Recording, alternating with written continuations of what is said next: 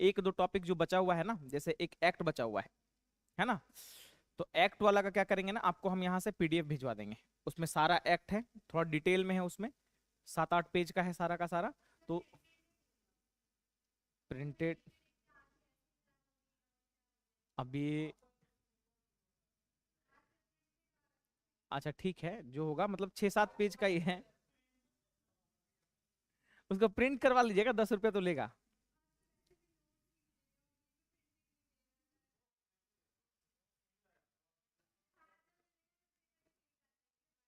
अभी फॉर्म नहीं आया है, पेपर का डेट कहाँ से आ जाएगा। चलिए देखिए, आज हम लोग को एक चीज करना है, बहुत सारा जो इम्पोर्टेंट किताब उताब जो, अरे अरे ये लोग बहुत सारा चीज जो है ना, ये लोग लिखने लगता।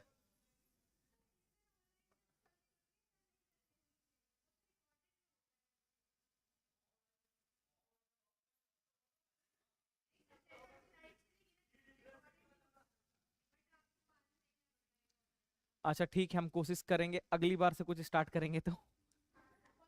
Good morning Dhananjay, good morning Subhash, good morning Manimala, Mayank, Ram Babu, सबको गुड मॉर्निंग।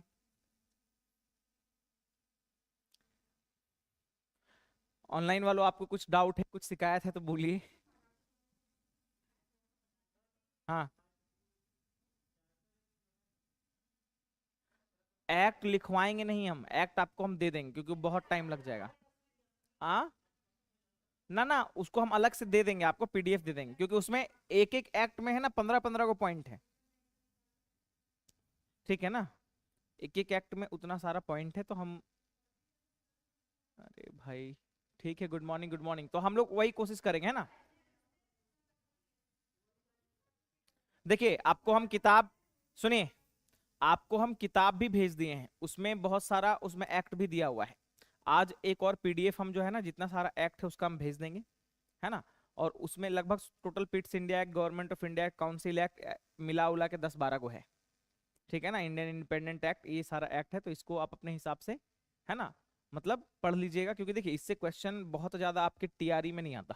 एक दो क्वेश्चन आता है जैसे, और वो भी आएगा किससे, 1909 से आएगा, 1919 से आएगा, 1935 से आएगा। ठीक है ना, 1857-58 वाला से भी आएगा। तो ये कुछ कुछ इंपॉर्टेंट है, इसके अलावा हम देखें क्वेश्चन में ऐसा कुछ नहीं पूछा है ना, लेकिन ऐसा नहीं कि नहीं पूछ सकता।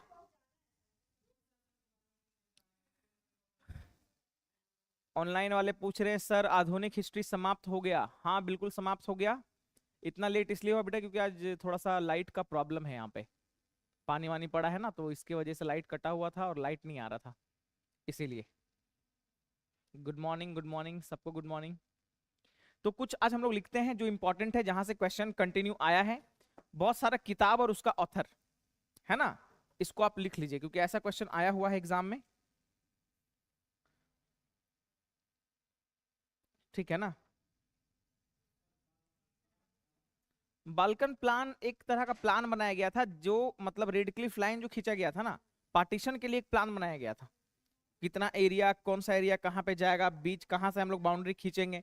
तो एक कमिटी का गठन किया गया, रेड क्लिफ जो था ना, रेड क्लिफ, रेड क्लिफ किसके किसके बीच में है, इंडिया और पाकिस्तान के बीच में। तो वही बाल्कन प्लान के जो, बाल्कन एक प्लान बनाया गया था उसके तहत, कि जैसे मान लीजिए ये वाला पाकिस्तान का एरिया है और ये वाला आपका भारत का एरिया है, तो इन दोनों के बीच का ये जो बाउंड्री होगा, तो ये बाउंड्री तो सीधा है नहीं, तो कौन कौन सा एरिया से होते हुए गुजरेगा और पार्टीशन किस लेवल पे होगा, किस तरीके का होगा, ये बाल्कन प्लान का हिस्सा है। उस समय जो लाइन बना था इंडिया और बांग्लादेश के बीच में, वही लाइन था, क्योंकि एक साइड रेड क्लिफ लाइन, दो साइड था, एक साइड इधर और एक साइड इधर। बाद में जब 1971-72 में बांग्लादेश अलग हुआ, तो बांग्लादेश और इंडिया के बीच में एक जगह है, उसका नाम है 3 बिघा कॉरिडोर, 3 बिघा 4 बिघा कॉरिडोर, जो बांग्लादेश और इंडिया के बीच में है ना। फिर उसको हम लोग वहां पे एक बाउंड्री मानने लगे। ऑफिशियल कोई भी बाउंड्री इंडिया और बांग्लादेश के मतलब आसपास नहीं है, कोई बाउंड्री नहीं है। वही है 3 बिघा 4 बिघा कॉरिडोर जो है ना, वेस्ट बंगाल के पास, जो वेस्ट बंगाल का बॉर्डर है और आपका बांग्लादेश का बॉर्डर, तो वहां पे है ये। है ना। अब तो पाकिस्तान रहा ही नहीं, तो रेड क्लिफ तो खत्म हो गया ना, बांग्लादेश तो अलग देश बन गया।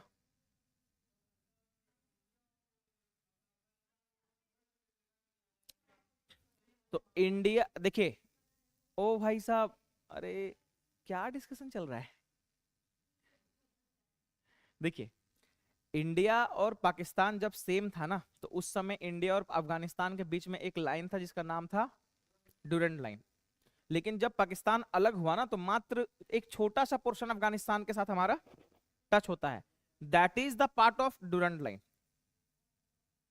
तो जब पाकिस्तान अलग हुआ, ये तो भारत और इसके बीच से वो लाइन बना हुआ था ना, तो अफगानिस्तान और भारत के बीच में बहुत लोग अभी भी मानते हैं कि इसमें रहता है एक लाइन है जिसका नाम है डूरेंट लाइन, इंडिया और अफगानिस्तान के बीच में। लेकिन इन रियलिटी वो लाइन पाकिस्तान और अफगानिस्तान के बीच में है।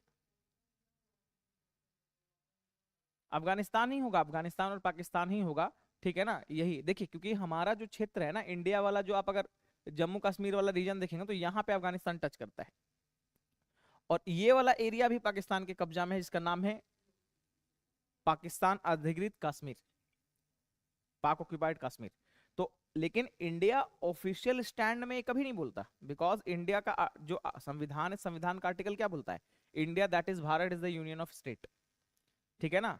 हम लोग कोई भी ऑफिशियल तरीके से ना कभी दिए हैं, ना कभी हम लोगों ने कोई भी अपना टेरिटरी पाकिस्तान को दिया है, ना चाइना को दिया है। तो अक्साई चीन और पीओके वाला है ना, वो अधिकृत है, अवैध तरीके से अपने पास वो लोग रखा हुआ है। तो आपको लग रहा होगा कि भारत तो इतना बड़ा देश है, पाकिस्तान से छीन लेना चाहिए था उसको, ठीक है ना। कुछ चीजों को वैसे ही छोड़ दिया जाता है, ताकि आने वाले समय में उसका एक बहुत बड़ा इम्पैक्ट क्रिएट हो, है ना।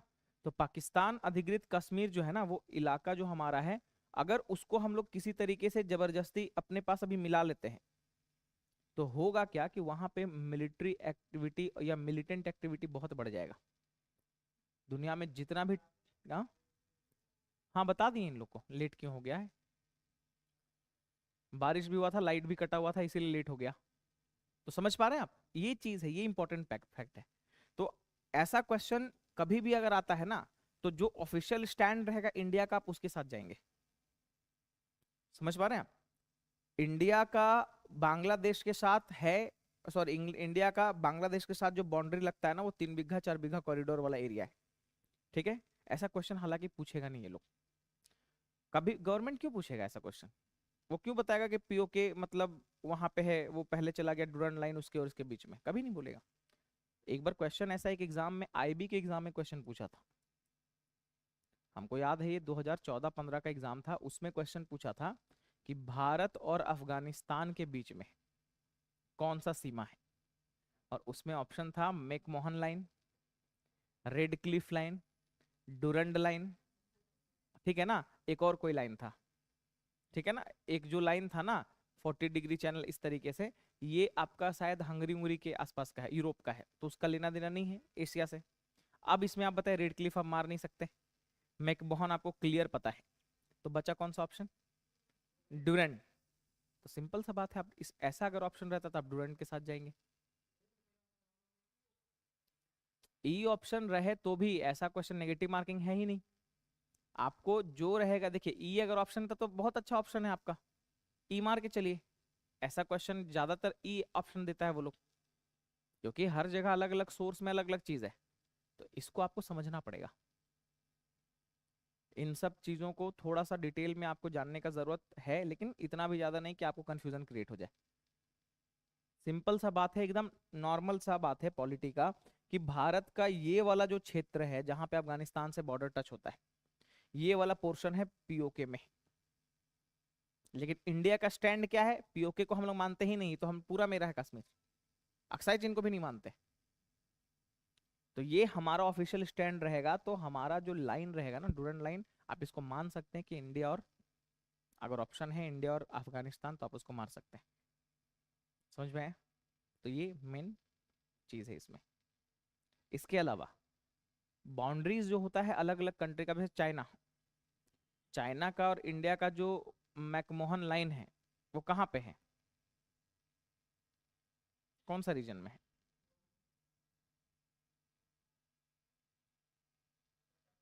वो एक छोटा रीजन नहीं है, अरुणाचल प्रदेश प्रदेश वाला पूरा जो एरिया है ना, उतना बड़ा लाइन है वो। और इसको बोलते हैं ज्योग्राफिकल बाउंड्री। वहां कोई लाइन नहीं खींचा हुआ है, पहाड़ की चोटियों को हम लोगों ने पॉइंट बनाया है कि ये पहाड़ का चोटी, ये पहाड़ का चोटी, ये पहाड़ का चोटी, और इस सब से एक इमेजिनरी लाइन हम लोगों ने बनाया है। इसको बोलते हैं ज्योग्राफिकल बाउंड्री। ठीक है ना। और ज्योग्राफिकल बाउंड्री, अब मान लीजिए पहाड़ जो है 5 किलोमीटर का पहाड़ है, तो लाइन भी 5 किलोमीटर, इसका टॉप को हम लोग देख रहे हैं। तो अब इस पहाड़ में क्या है, इसका बीच से आधा आधी कर देगा ये। तो कभी कभी इस यहाँ पे आके खड़ा हो जाता है चाइना। क्या तार पहाड़ पे कहाँ से लगाएंगे आप? ना ना, प्लेन एरिया जहां पे रहता है ना, जैसे जहां पे इंक्रोचमेंट है, आपको क्या लगता है जम्मू कश्मीर और पाकिस्तान में, जो हमारा पाकिस्तान वाला कश्मीर वाला जो रीजन है, इसके बीच में तार लगा हुआ है क्या? नेचुरल बाउंड्री है। तार लगा हुआ है कहाँ? पंजाब वाले रीजन में। तार लगा हुआ है राजस्थान वाले रीजन में। जहां पे लोग रहते हैं वहां बाघा बॉर्डर से लेके इस साइड पूरा का पूरा तार लगा हुआ है। अब जहां पे माउंटेन इतना बड़ा बड़ा है, हाँ उधर बांग्लादेश में भी लगाओ, 3 बीघा 4 बीघा कॉरिडोर, वहां पे तो एकदम पूरा बनाए हुए है, एक चौराहा का जैसा बनाए हुए है। कभी आप उधर जाएंगे तो आपको पता चलेगा। इधर भारत, उधर बांग्लादेश। कभी आप नेपाल जाएंगे ना, तो नेपाल में भी आपको ये चीज दिखेगा। ठीक है ना। नेपाल इस साइड भारत है, बीच में एक बड़ा सा ये लोग बनाए हुए हैं वहां पे, टोल प्लाजा के जैसा, गेट के जैसा, वेलकम टू, या नेपाल में स्वागत, उस नेपाली भाषा में हिंदी में लिखा हुआ है ना। और वहां से उस साइड में, और वहां पे आना जाना जो है ना सिर्फ आधार कार्ड से होता है। आप आधार कार्ड दिखाए और वहां पे भाई लोग जा रहे हैं तेल खरीदने के लिए। ऑयल जो है ना, पेट्रोल, पेट्रोल नेपाल और भूटान में 64 रुपया है, और भारत में है 102 103 रुपया। लेकिन यही है कि आप वहां से खरीद कर नहीं ला सकते हैं, आप गाड़ी में डलवा के ले आ सकते हैं। तो ये भी बहुत लोग क्या करता है, और आजकल तो शायद सिस्टम ये कर दिया है कि एक गाड़ी जो है ना, एक दिन में एक गाड़ी को एक ही बार देगा पेट्रोल। नहीं तो ऐसे क्या होगा कि एक गाड़ी 10 बार लाया और 10 बार निकाल रहा है पेट्रोल, और इंडिया में वहां से लाके इंडिया में बेच रहा है, तो ब्लैक मार्केटिंग हो जाएगा ना। तो इसलिए मतलब ये थोड़ा सा हम लोग उस, अरे इलीगल काम हर जगह है। हम आपको क्या बताए थे, दुनिया में हर चीज गलत है, और सही वही है जो कम गलत है। ठीक है ना। अपने परव्यू से आप देखिएगा तो सब कुछ आपको लगेगा कि सब कुछ अलग अलग है। आपके लिए जो सही है दूसरा के लिए हो सकता है नहीं। अब मान लीजिए जिसका जीविका उसी से चल रहा है, पेट्रोलियम जो कर रहा है, जो उसका वही काम ही है, वहां से 30 किलोमीटर दूर ले जाके वो पेट्रोल बेच रहा है इंडिया के रेट में। 1 लीटर में वो कम से कम 30 रुपया बचा रहा है, और दिन में अगर वो 1,000 लीटर बेच दिया, 30,000 रुपया से हो गया। 100 लीटर ही बेच दिया तो 3,000 हो गया एक दिन का, इंडियन रुपीज में। तो ये होता है, तो अपना अपना सबका तरीका। गवर्नमेंट इन सब चीजों को पूरी तरीके से बैन भी नहीं कर सकती, क्योंकि आप अगर किसी क्षेत्र में हैं, जैसे मान लीजिए ये वाला आपका नेपाल का क्षेत्र है और यहाँ पे है भारत, तो इन दोनों के बीच में तो एक ज्योग्राफिकल बाउंड्री या एक तार खींच दिया गया। लेकिन यहाँ का लोग आपस में, इन लोग का रेस सेम होगा ना, दोनों का कल्चर सेम होगा, दोनों का सेम तरह का प्रैक्टिस होगा, दोनों का सारा चीज सेम होगा। ऐसा थोड़े कि यहाँ से नेपाली स्टार्ट हो गया, सब नेपाली लोग, दोनों का यहाँ से कल्चरल ऑटोनॉमी सेम होगा। तो इन दोनों में क्या होगा ना, एक रिश्ता होगा, वहां पे एक रिलेशन होगा। वो चाहे पॉलिटिकल रिलेशन रहे, वो चाहे हिस्टोरिकल या कल्चरल रिलेशन रहे। तो सरकार बाउंड्री तो खींच सकती है, कल्चरल बाउंड्री कभी नहीं खींच सकती। तो ऐसे सिचुएशन में क्या होगा, ये वाला जो पोर्शन है आपका, इस पोर्शन के लोगों का आवागमन किसी तरीके से रोका नहीं जा सकता, जब तक कोई बहुत ज्यादा हानि वाला चीज ना हो। ऐसा तो सील कर देना चाहिए। और जब नेपाल का पूरा बॉर्डर सील कर देता, और एकदम वहां कड़ाई कर देगा कि बिना आधार कार्ड के नहीं, और वहां पे जो गार्ड लोग रहता है नेपाली उपाली वाला, कुछ दोस्त लोग मेरा उसको खिलाता है खैनी वैनी वहां जाके, इन लोग, और पूरा परिचय है उन लोग का, आने जाने में तो आधार कार्ड नहीं दिखाता है। ये लोग का डेली का, इतना दिन से 10 साल से उसको देख रहा है वहां पे। ई भाई साहब, इधर एक चाउमीन का दुकान, यहाँ पे एक चाउमीन खाने आता है, चिल्ली खाने आता है। समझ रहे हैं ना, ये इंपॉर्टेंट है। तो ये कल्चरल ऑटोनॉमी है, इसको आप किसी भी तरीके से आप नहीं हटा सकते। आपको क्या लगता है कि स्पेशल पैकेज हम लोग इतना, जो है हमारा जो नॉर्थ ईस्टर्न स्टेट है, हम लोग उसको स्पेशल पैकेज क्यों देते हैं? क्योंकि उसका कल्चरल बिहेवियर मिलता है किससे? चाइना से मिलता है। देखने में भी सेम, चाइनीज और ये लोग सेम, कल्चर भी दोनों का सेम, समझ रहे हैं ना, सब लोग सेम। और जब सब चीज सेम है तो उनका झुकाव किधर रहेगा?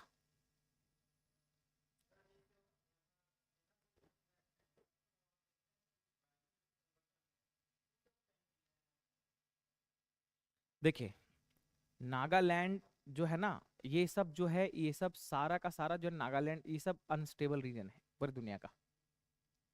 वहां पे मिलिटेंट ग्रुप्स है, वहां पे कुछ ऐसा ऐसा ग्रुप है जो वहां पे हिंसा करते हैं और अपने फायदा के लिए काम करते हैं।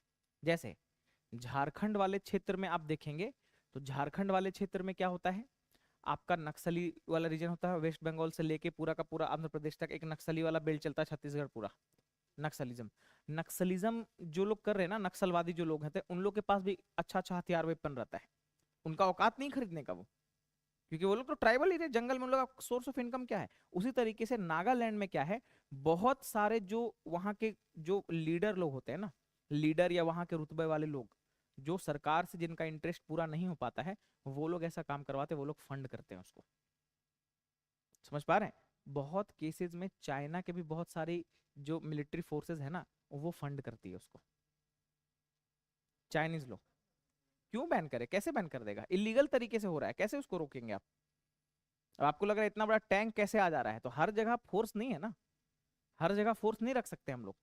चाइना से अगर उधर से आ जा रहा है किसी भी तरीके से, बहुत सारा रास्ता है जहां से आ जा रहा है टैंक। आप समझिए, आज अभी रिसेंट में भी 10 15 20 दिन पहले का न्यूज है, छत्तीसगढ़ में 26 27 को AK-47 पकड़ाया। बस फिर सरकार पे आप बोल रहे हैं, सरकार का लेना ही देना नहीं उसमें। अब इतना पकड़ा रहा, आपको हम क्या बताए थे, ऑफिशियल रेट एक बंदूक का, एक AK-47 का 38 से 40 लाख रुपया है, 26 को पकड़ाया। आप समझिए क्या स्थिति है। तो ये जो प्रॉब्लम है ना, ये वहां के जब तक लोग शिक्षित नहीं होंगे ना, अब ये लोग को हथियार दे दिए, तुम लोग लड़ो, इन लोग का बाल बच्चा पढ़ रहा है US में, इन लोग का बाल बच्चा पढ़ रहा है दिल्ली में, वहां से कोई लेना देना नहीं है। कुछ हुआ, हाँ ठीक है, पुलिस एक्शन वहां पे ज्यादा हो गया, क्रूरता, मिलिट्री वाला तो मारेगा, दम भर मारेगा, जब तक थकेगा नहीं तब तक मारेगा CRPF। उसमें लॉस किसका हो रहा है? आपको एक चीज हम समझाते हैं, समझिए। आप लोग को नक्सलिज्म या जो ये सब चीज लग रहा है ना, आप एक चीज समझिए क्या है। हाँ, उसके बारे में सब बताते हैं, उसमें देखिए है क्या ये। जैसे मान लीजिए ये एक क्षेत्र है कोई, ये एक क्षेत्र है, इस क्षेत्र में कुछ संगठन है जो वायलेंस या हिंसा कर रहे हैं। अब इन संगठन के जो लोग हैं ना, पढ़े लिखे है नहीं ज्यादा, जैसे आप नक्सलवादी को ही ले लिए, नक्सलिज्म को ही ले लीजिए, नक्सलवादी लोग। अब इन लोगों के ऊपर जो है ना, एक इलाइट क्लास का नेता हो सकता है, कोई बड़ा बिजनेसमैन हो सकता है, कोई बड़ा समाज में रुतबा वाला इंसान हो सकता है, कोई भी हो सकता है। अब वो लोग क्या करता है, इन सब लोगों को बोलता है कि तुम्हारे जमीन पे सरकार ये कर रही है, सरकार वो कर रही है, दूसरा को दे रही है फैक्ट्री लगाने, तो भाई साहब यहाँ पे फैक्ट्री तो लगेगा, तभी तो आपका विकास होगा। लेकिन ये फैक्ट्री अगर किसी का जब लगना है, ये फैक्ट्री से इन लोग को कोई कमीशन, कोई चंदा नहीं मिला, तो ये लोग फैक्ट्री पे डायरेक्टली, क्योंकि गवर्नमेंट है, फैक्ट्री के ऊपर डायरेक्टली कंट्रोल नहीं लगा सकता, तो ये लोग क्या करेगा, ये लोग इन लोगों को देगा हथियार। अब ये लोग देगा हथियार, और कभी कभी क्या होता है, बहुत सारे ऐसे बड़े बड़े नेता इन सब चीजों में फंसे हुए हैं। कैसे? एक छत्तीसगढ़ वाले रीजन में कम से कम टोटल 80 स्कूल बनना था, सरकारी स्कूल। एक स्कूल में कम से कम 2 करोड़ से 4 करोड़ रुपए का फंड था, 80 स्कूल बनना था। 80 स्कूल में टोटल जो स्कूल है मात्र 10 बना, बाकी का स्कूल कहाँ गया? बाकी का स्कूल कभी बना ही नहीं, और थोड़ा थोड़ा बुनियाद उसका डाल के थोड़ा सा दीवार उठा रहा था। आतंक इन लोग को, नक्सलिज्म वाले लोग को बोल दिया, नक्सलवादी लोग को, वहां बम मार दो। अब ये लोग बोला कि सर यहाँ पे हम लोग पैसा इतना लगा चुके थे, 2 करोड़ रुपए का बिल्डिंग बना चुके थे, लेकिन नक्सलवादी लोग क्या क्या बम मार दिया, पूरा का पूरा पूरा 2 करोड़ रुपए का लॉस हो गया, लेकिन काम वहां पे 10 ही लाख का हुआ है। अब जो इंस्पेक्शन करने के लिए जो ऑफिसर आया है, वो ऑफिसर क्या कर रहा है, वो कुछ पैसा वो भी लिया कि हाँ नक्सली प्रभावित क्षेत्र है, ठीक है ना। अब ये जो पूरा का पूरा 2 करोड़ के हिसाब से 80 का 160 करोड़ हुआ ना, मान लेते हैं इसमें 60 करोड़ का ये लोग काम करा, 100 करोड़ रुपया तो इसका पूरा जेब में गया सबका, 100 करोड़ जेब में गया ना, एक बस जगह का स्कूल में, एक जिला का स्कूल में, ये है बस्तर वाले रीजन में।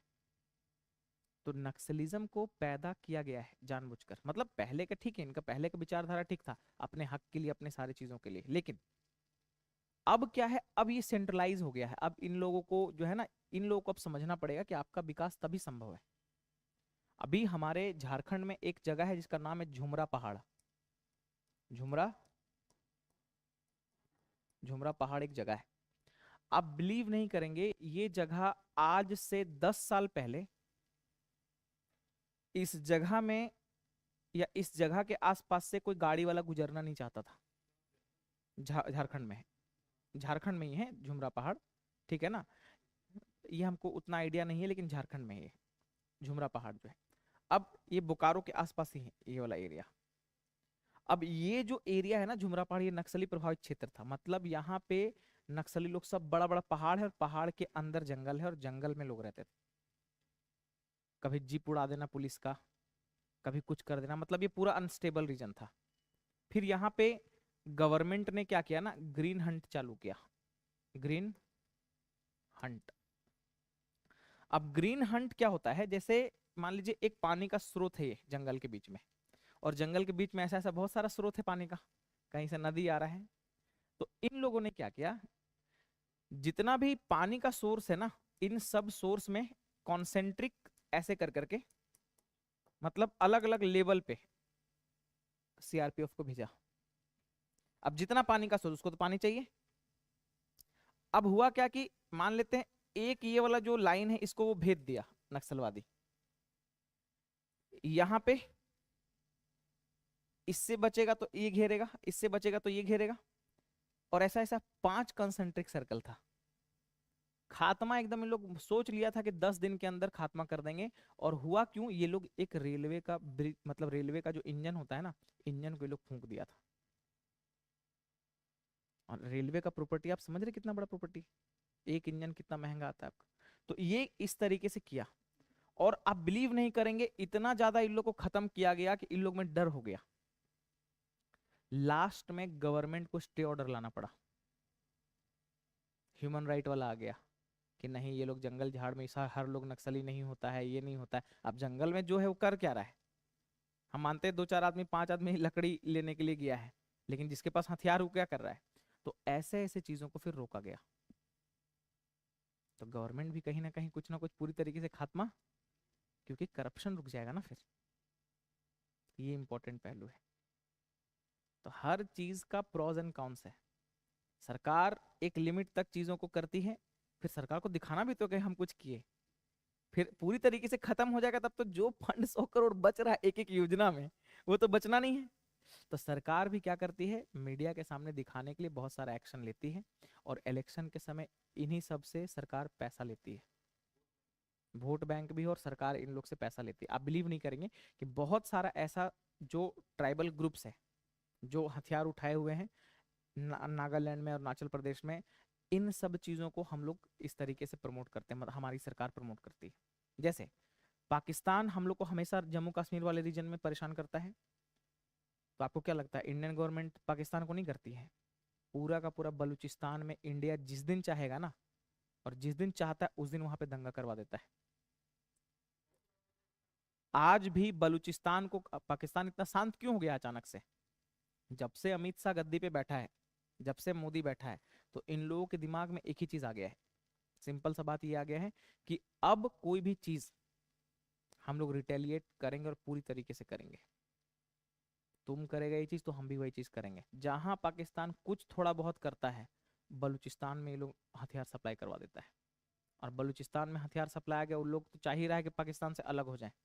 जैसे ही कश्मीर का ये लोग डिमांड करता है, उसका सबसे बड़ा जो जिला है, जो सबसे रिसोर्स वाला एरिया है बलूचिस्तान है, वो बोलने लगता है हम पाकिस्तान से अलग होना चाहते हैं, पाकिस्तान को फिर बैकआउट करना पड़ता है।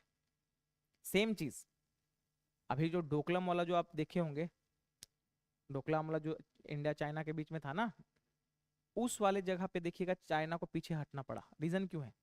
क्योंकि हम लोग स्ट्रेट ऑफ मलक्का जो था ना, मलक्का का स्ट्रेट, वहां पे नेवी लगा के रखे थे, और चाइना को इससे लॉस हो रहा था पर डे का, उसका माल ही आने जाने नहीं दे रहा था, इंडियन नेवी वहां पे खड़ा था। तो चाइना बिजनेस ऑपरेटेड कंट्री है, बिजनेस उसका वो एक कमर्शलाइज कंट्री है, वो बिजनेस को प्रायोरिटी देता है। उस क्षेत्र को लेके वो क्या करेगा? अब आपको एक चीज और हम बताते हैं जो ज्योग्राफी में आपको आप पढ़ेंगे। कभी कभी होता क्या है ना, ऐसे करके होता है माउंटेन, कभी कभी माउंटेन ऐसे होता है। तो ऐसा माउंटेन है आपका अक्साई चीन वाला। हम लोग चाइना से युद्ध हारे नहीं, वो नेचुरल उन लोग को फेवर था। इंडियन सोल्जर को ऐसे वर्टिकल था, इसको बोलते हैं यूनिक्लाइनल या मोनोक्लाइनल, मोनोक्लाइनल फोल्ड। अब इस तरीके का है। अब तिब्बत वाले रीजन से यहां से उसका आर्मी आराम से चढ़ गया, हम लोग खड़े हैं यहाँ पे, इंडियन आर्मी एकदम यहाँ से चढ़ रहा है, और यहाँ से चढ़ के लोग गोली मार दे रहे हैं, सीधा एकदम वर्टिकल खड़ा चढ़ाई है। बहुत लोग बोलते हैं चाइना से हार गए, अरे चाइना एक एक गो बिहारी रेजिमेंट का आदमी ना चना का जैसा खा जाएगा 10-15 को लोग का। सिख रेजिमेंट का तो छोड़ भी दीजिए आप, सिख रेजिमेंट जो है ना, गाजर मूली के जैसा उन लोगों को कर देगा। आ, हाँ हाँ, दोनों अलग। जम्मू कश्मीर का ये वाला जो पोर्शन है ना, ये वाला, तो ये वाला जो है पीओके हो गया, और ये वाला जो है ये अक्साई चीन हो गया, और हमारे पास इतना ही है अभी। ये वाला पोर्शन, ये अक्साई चीन, ये वाला ये चाइना के अधिकृत पार्ट में, और ये वाला। तो इसलिए हम लोग चाइना वाला युद्ध हारे। अब यहां से हम लोग रिटेलिएट करने इसको कैसे जाएं?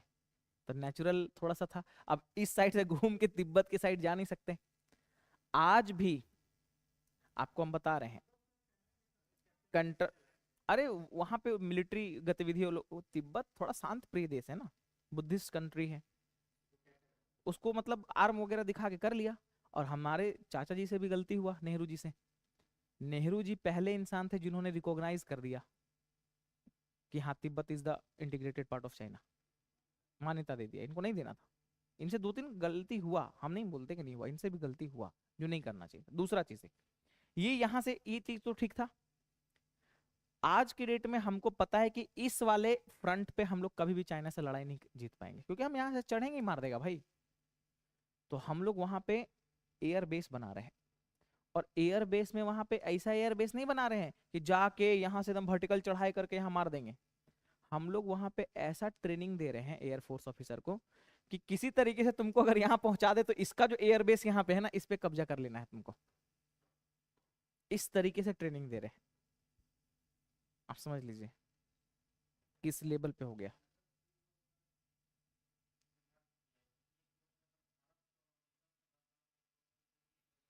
दुनिया में कोई भी देश, चाहे अमेरिका हो, चाहे रशिया हो, चाहे चाइना हो, कोई भी देश दो फ्रंट पे अब लड़ाई नहीं कर सकता।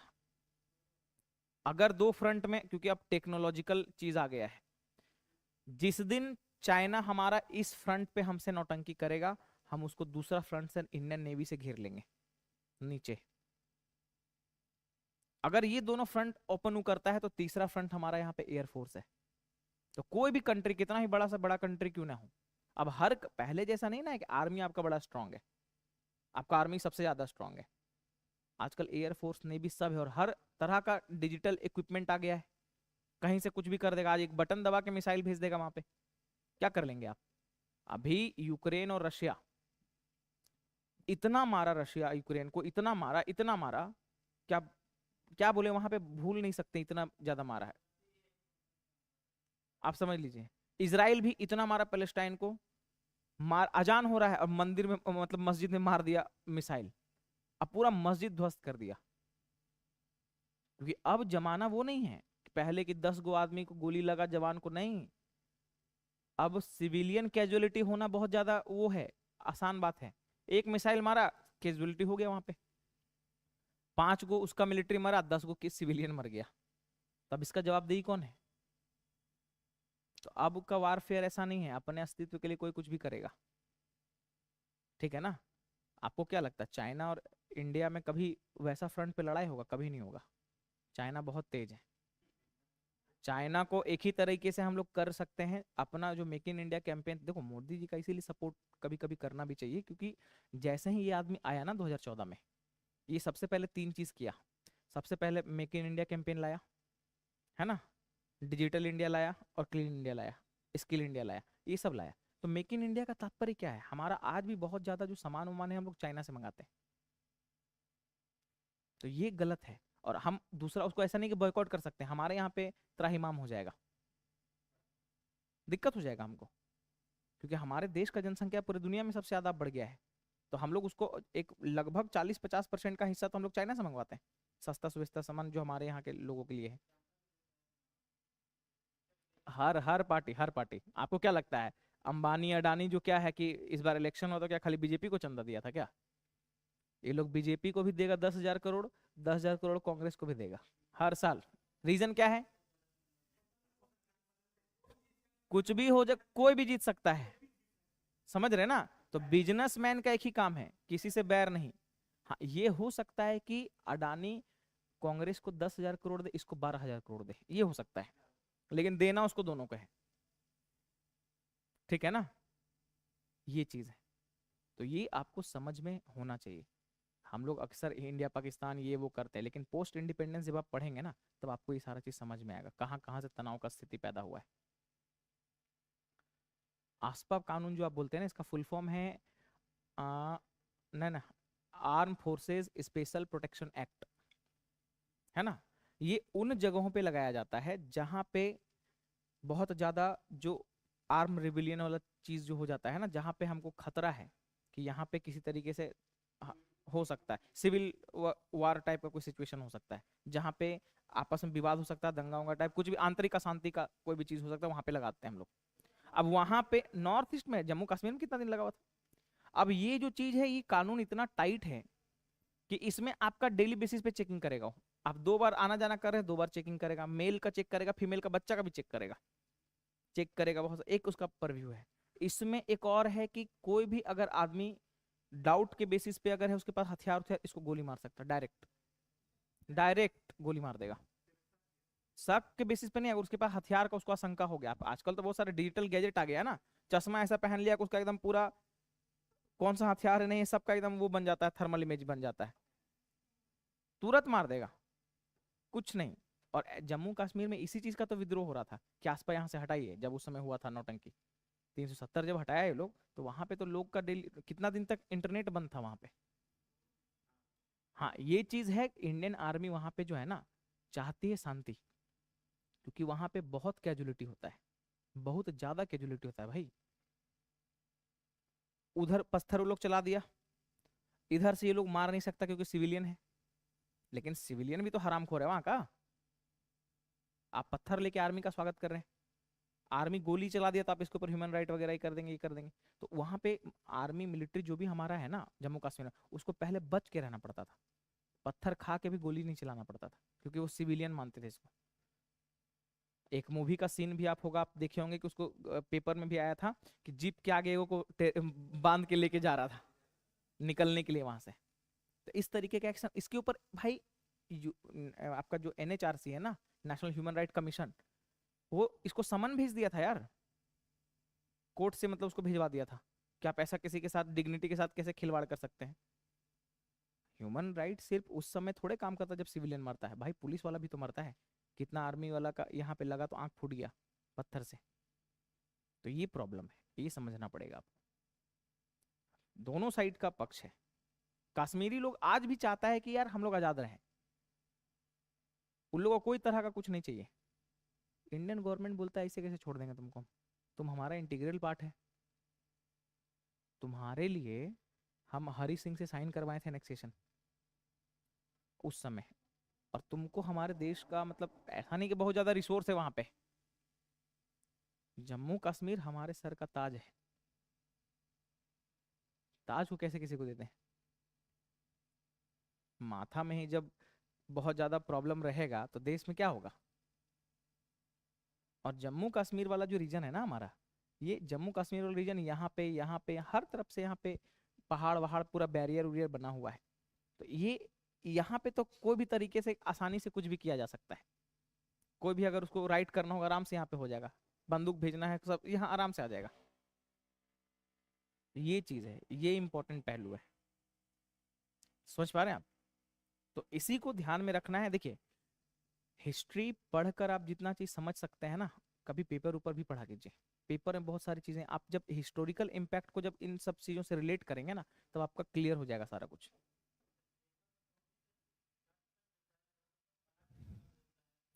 आप आइडियल पेपर पढ़िए ना, और हर चीज नहीं पढ़ना है आपके।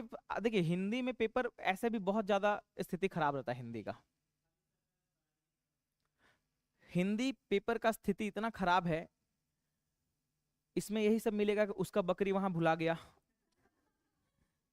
उसका वहां पे एक्सीडेंट हो गया, है ना, पकड़वा विवाह हो गया, ये हो गया। अरे भाई नेशनल का कुछ है नहीं, और कुछ तो इतना सेंट्रलाइज पेपर है, मोदी जी का पहला पेज में इतना बड़ा फोटो। अरे वो तो छोड़ दीजिए, ये सब तो रहता ही है, ये सब तो चलिए पैसा कमाने का जरिया है। भाई साहब आप भारत में जहां सबसे ज्यादा युवा है, आप बड़ा सा पेज में आप विमल गुटखा का दे रहे हैं, उसमें ऐड दे रहे हैं, एडवर्टाइजमेंट दे रहे हैं। ये नहीं होना चाहिए ना। एक तरफ आप लिखते हैं इंजूरियस टू हेल्थ, डुप्लीकेट गुटखा जो बना के बेचता है, डुप्लीकेट जो शराब बेचता है ना, उसको बहुत उसमें कड़ा कानून है, समझ रहे ना। लेकिन ये जो गुटखा का ऐड दे दे के लोग बेच रहा है, ये गलत चीज है। तो ये नहीं होना चाहिए। नहीं देखो गवर्नमेंट, देखो आज भी क्या है ना, बहुत सारा जो युवा है ना इसका कंजम्पशन करते हैं, ठीक है ना, उसको बहुत बहुत बहुत लोग करते हैं। अभी हम सुने सुने, बिहार में शराब बंद है। हम आज सुबह सुबह एक रील देखें, दीघा के पास, दीघा सियाना वाला रोड है ना, वहां पे भाई साहब एक दुकान के आगे एक पोस्टर चिपकाया हुआ है, हैप्पी होली, अंग्रेजी और हर ब्रांड का मतलब दारू अवेलेबल है। उसमें नंबर नंबर भी दिया हुआ है। भाई रील बनाया हुआ है एक। अब नहीं नहीं हम आपको बता रहे, मतलब इस टाइप का है, आपको नहीं पता क्या बिहार में मिल रहा है, वही चीज है। हाँ आजकल होम डिलीवरी कर दे रहा है भाई साहब। चलिए आगे बढ़े।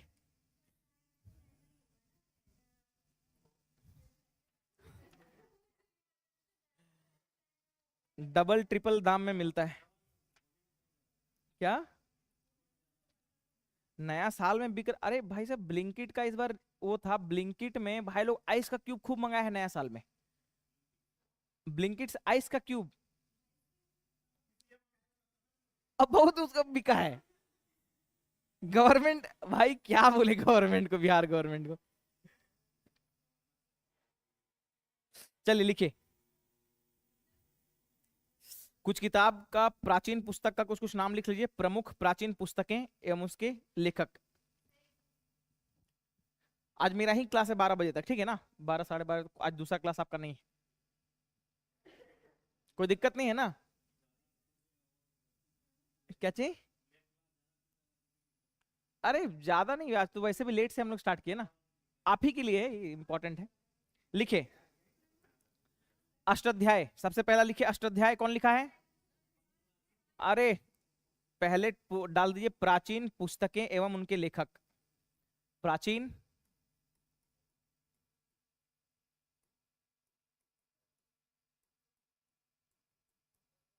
एवं उनके,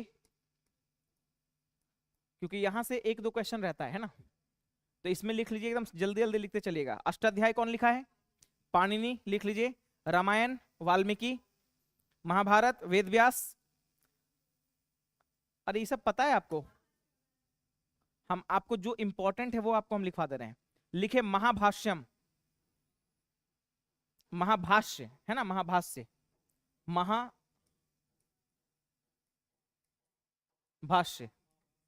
कौन लिखा है? पतंजलि।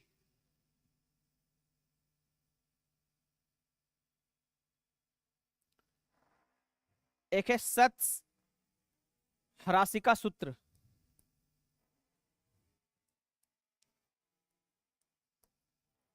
सत्स, हराशिका, हरासिका सूत्र, ये लिखे हैं नागार्जुन। नागार्जुन। सत्स, हसारिका, हसारिका है ना, हसारिका, हसारिका है ना। दूसरा लिखिए बुद्ध चरित। कौन लिखा है? बुद्ध चरित, अश्वघोष। वो हर्ष चरित्र आप बोल रहे हैं। बुद्ध चरित्र या बुद्ध चरित, अश्वघोष, ये क्वेश्चन पूछा हुआ है ना। बुद्ध चरित, अश्वघोष। फिर लिखिए, एक किताब का नाम है सौंदरानंद। सौंदरानंद, सौंदरानंद, ये भी लिखे अश्वघोष, है ना। हाँ। कामसूत्र कौन लिखा है? वात्स्यायन। ठीक है ना, लिख लीजिए। कामसूत्र, वात्स्यायन। कामसूत्र, वात्स्यायन।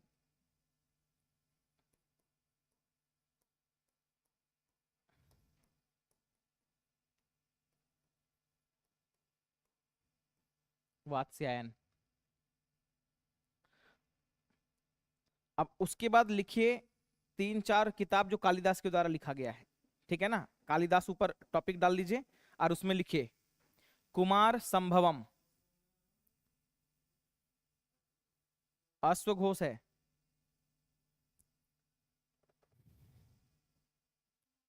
संभवम, कालिदास का ये सब किताब जो आप यहां से बोल रहे हैं ना, वो सब कालिदास का किताब है। हेलो। हाँ हाँ हाँ, क्लास में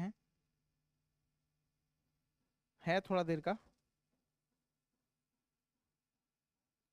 कुछ है तो बोलिए।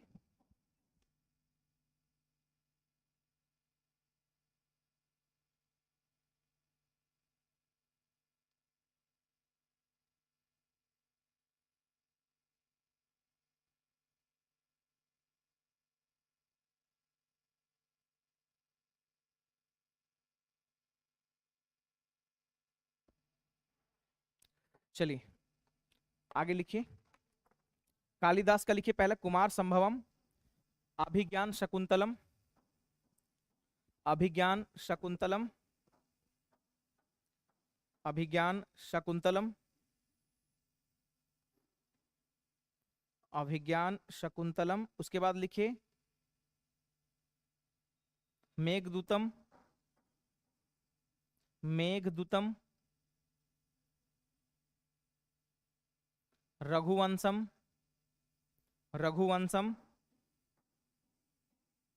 और मालविकाग्निमित्रम, मालविकाग्निमित्रम, मालविकाग्नि,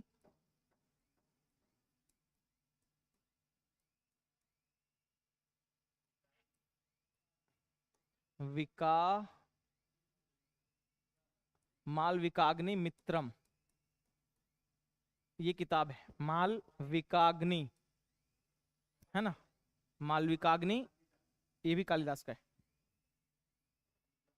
हाँ, मालविकाग्नि मित्रम,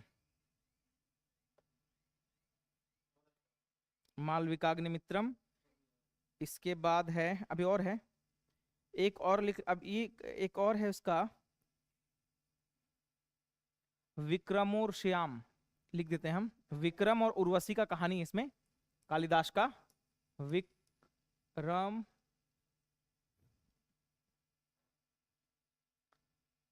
विक्रमो उर,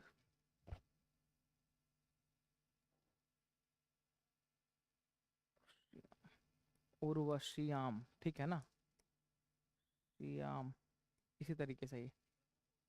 हाँ, उर्वशी याम है ना, ऐसे उर्वशी याम, ये लिख लीजिए। हाँ, ये भी किसका है? कालिदास का है।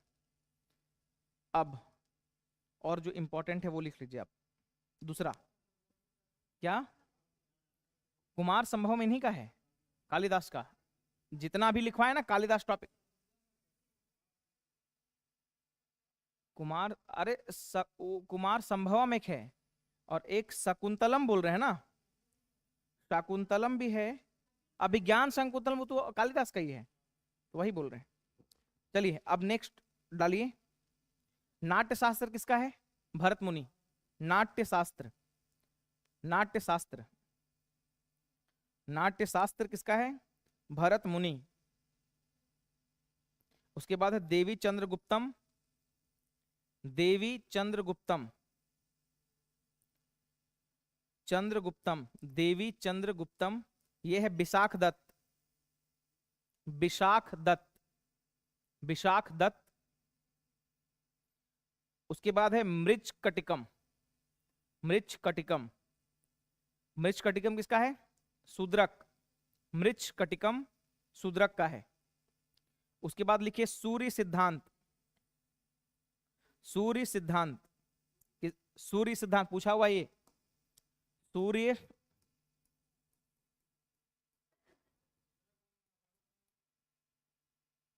सूर्य सिद्धांत, ये किसका है? ये आपका है सूर्य सिद्धांत शूद्रक का, नहीं सॉरी आर्यभट्ट का, आर्यभट्ट, ये इंपॉर्टेंट है ना, आर्यभट्ट, आर्यभट्ट का है। उसके बाद लिखिए आप वृहत संहिता, किसके द्वारा लिखा गया है? वृहत संहिता, वृहत संहिता लिखा गया है आपका बरामिहिर संहिता, हाँ वही संहिता, संहिता।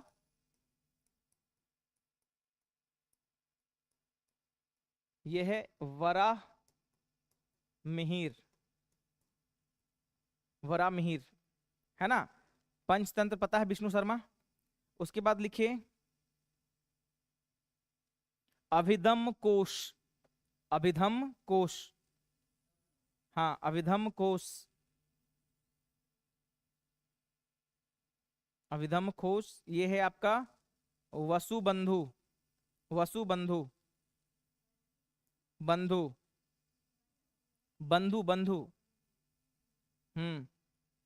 उसके बाद लिखिए हर्षचरित, हर्षचरिता, ये है बाण भट्ट का, हर्षचरिता, ये है वान भट्ट का।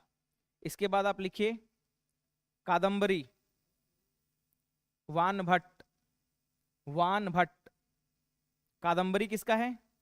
ये भी वाम भट्ट का है, लिख लीजिए, इसकी वान भट्ट, कादंबरी और हर्षचरित दोनों वान भट्ट का है। अब हर्षवर्धन के द्वारा लिखा गया है कुछ किताब, उसको लिख लीजिए। नागानंद, नागानंद, रत्नावली और प्रियदर्शिका, नागानंद, रत्नावली, प्रियदर्शिका, नागानंद, रत्नावली, प्रियदर्शिका, तीनों हर्षवर्धन का। प्रियदर्शिका, प्रियदर्शिका। एक और किताब है राजशेखर, ये उसका है भाई हर्षवर्धन। और एक और है कर्पूर मंजरी किताब पूछा है, कर्पूर मंजरी, ये है राजशेखर का, कर्पूर मंजरी, कर्पूर मंजरी, यह है राजशेखर, राजशेखर। और राजशेखर का एक और किताब है जो पूछता है अक्सर, राजशेखर का एक और किताब का नाम लिख लीजिए काव्य मीमांस या काव्य मानसा, काव्वी, काव्मी ऐसे करके है, काव्य मीमांसा, काव्य मीमांसा भी इसको बोलते हैं, ये भी राजशेखर का है। एक और किताब है बृहत कथा मंजरी, हाँ काव्य व मीमांसा, काव्य मीमांसा, है ना। आगे बढ़े, एक लिख लीजिए बृहत कथा मंजरी, किसका? ये उसी राजशेखर का है दोनों। एक है बृहत कथा, बृहत कथा मंजरी, बृहत कथा मंजरी ये किसका है? ये लिख लीजिए, क्षेमेंद्र का है। क्षेमेंद्र, क्षेमेंद्र, क्षेमेंद्र है ना।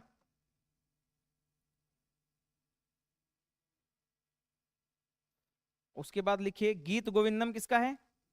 जयदेव, इंपॉर्टेंट है ये। पृथ्वीराज रासो, चंद्र बरदाई, और राज तरंगनी कलहन। गीत गोविंद है जयदेव, जयदेव।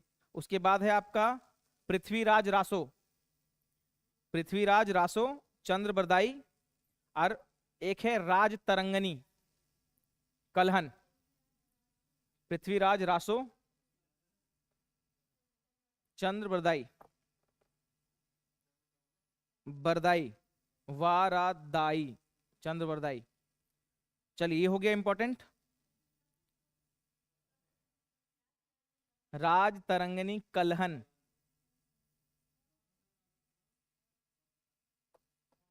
राज तरंगनी। चलिए अब नेक्स्ट टॉपिक डालिए, स्वतंत्रता संग्राम से संबंधित प्रमुख पुस्तकें। स्वतंत्रता संग्राम से संबंधित, स्वतंत्रता संग्राम से संबंधित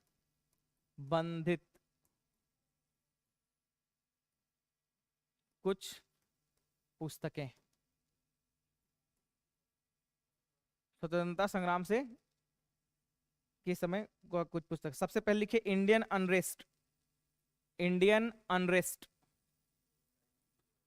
इंडियन अनरेस्ट, इसका है वैलेंटाइन सिरोल, सिरोला, सिरोल है ना। हाँ चिरोल इसी का नाम है, सिरोल चिरोल एक ही है, ठीक है। नेक्स्ट लिखिए Indian mirror, Indian mirror,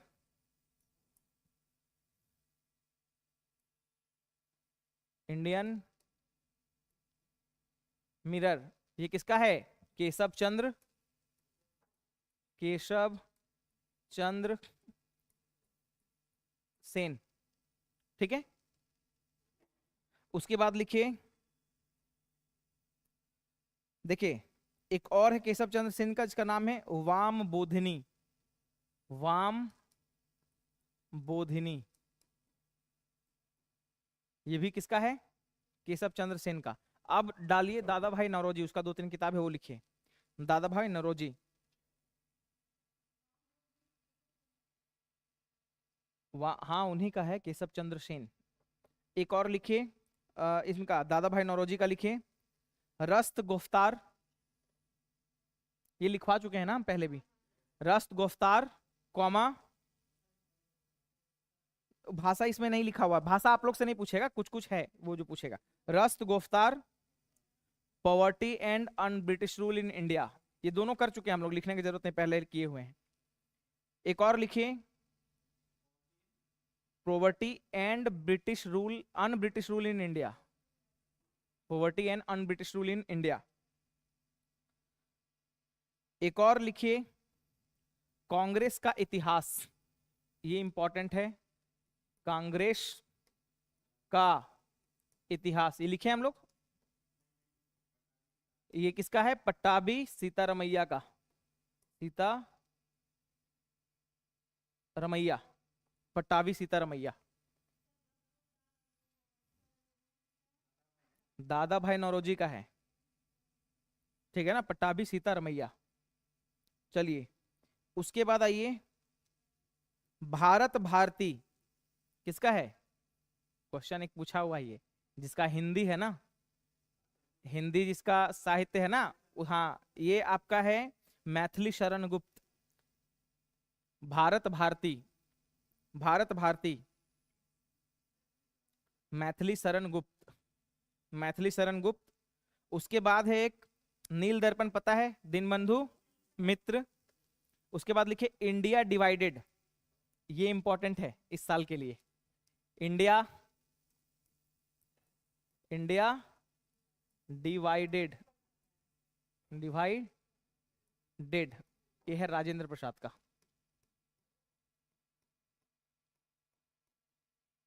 Rajendra Prasad, है ना, इंडिया डिवाइडेड। उसके बाद लिखिए अनहैप्पी इंडिया, ये क्वेश्चन बीपीएससी में पूछा हुआ है। अनहैप्पी इंडिया, जो एग्जाम कैंसिल हुआ था ना बीपीएससी का पहले, उसका पूछा हुआ है। अनहैप्पी इंडिया किसका है? लाला लाजपत राय, ये सब नहीं पता आपको? अनहैप्पी इंडिया, ये किसका है? लाला लाजपत राय, है ना। एक क्वेश्चन हर सेट में रहेगा इससे, 1 से 2 क्वेश्चन, इसको एकदम गांठ बांध लीजिए आप। उसके बाद लिखिए सत्यार्थ प्रकाश, लिखवा चुके हैं। उसके बाद लिखिए काल, काल काल काल। अब ये काल पुस्तक का बात कर रहे हैं, मैगजीन का बात नहीं कर रहे, मतलब वो अखबार का बात नहीं कर रहे, पेपर का। काल लिखा हुआ है कौन? बाल गंगाधर तिलक एक, और ये लिखा हुआ है पुस्तक, ये परांजे। हाँ पुस्तक है ये, काल पुस्तक। किसका?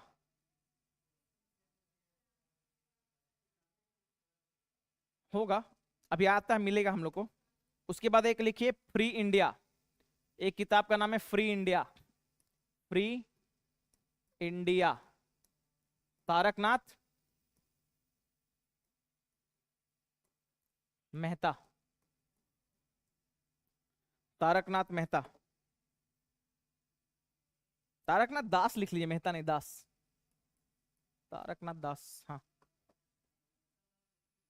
हाँ, दोनों है सेम आदमी, लेकिन नहीं, अलग अलग नहीं, सेम है। दास भी लिखता है कुछ लोग। एक और लिखिए तो इंडिया फॉर इंडियंस, ये इंपॉर्टेंट है।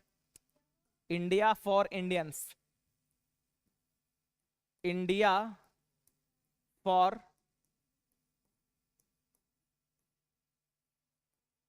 इंडियंस किसके द्वारा लिखा गया है? कोई एक बता दीजिए, मेरी तरफ से चॉकलेट। सीआर दास, ठीक है। अब प्रेमचंद का कुछ कुछ किताब है, जो हिंदी साहित्य है किसी का, हिंदी हिंदी वाला आपका है? अरे हिंदी आपका पीआरटी में होगा ना ये तो, है ना हिंदी, तो उसमें लिख लीजिए प्रेमचंद। अब प्रेमचंद के द्वारा लिखा गया कुछ कुछ किताब का नाम लिखिए। प्रेमचंद में लिखिए कर्म भूमि, शतरंज के, हाँ लाइन से, लाइन से, कर्म भूमि, शतरंज के खिलाड़ी, सोजे वतन और मर्यादा, 4 मतलब इंपॉर्टेंट लिखवा दिए जो हम। एक है सबसे पहले क्या है, कर्म भूमि, शतरंज के खिलाड़ी, उसके बाद क्या है, सोजे वतन, और एक लास्ट है मर्यादा, सोजे सोजे, सोजे वतन और मर्यादा। ये किसका है? इंपॉर्टेंट किताब है प्रेमचंद का, मुंशी प्रेमचंद। एक और किताब लिखिए, मतलब 3 किताब और लिखिए, गोदान गोदान सब है लेकिन ये इंपॉर्टेंट है। हाँ, एक आपका है इंपॉर्टेंट, वो लिख लीजिए केसरी, केसरी, गीता रहस्य और मराठा, केसरी, मराठा और गीता रहस्य, गीता रहस्य। हाँ, तीनों किनका है? बाल गंगाधर बीजीटी। उनके बाद लिखिए, हाँ एक और लिखिए इंपॉर्टेंट है, देवी चौधरानी, देवी चौधरानी, देवी चौधरानी आनंद मठ, दोनों किनका है? बंकिम चंद्र चटर्जी का है, आनंद मठ और देवी चौधरानी, देवी चौधरानी। उसके बाद टॉपिक डालिए जवाहरलाल नेहरू। अब इनके द्वारा भी कुछ कुछ लिख लीजिए। दोनों सेम है, बंकिम चंद्र चटर्जी का है दोनों। हाँ, दोनों सेम है। चट्टोपाध्याय को ही चटर्जी बोलते हैं, बंदोपाध्याय को बनर्जी बोलते हैं, है ना, और मुखोपाध्याय को बोलते हैं मुखर्जी। चलिए आगे। उसके बाद लिखिए जवाहरलाल नेहरू के द्वारा किताब लिखा गया discovery of India. Discovery of India. दूसरा लिखिए मेरी कहानी। डिस्कवरी ऑफ इंडिया, मेरी कहानी। उसके बाद glimpses of world history. Glimpses, एक सेकंड रुक जाइए, इंग्लिश में ही लिख दें।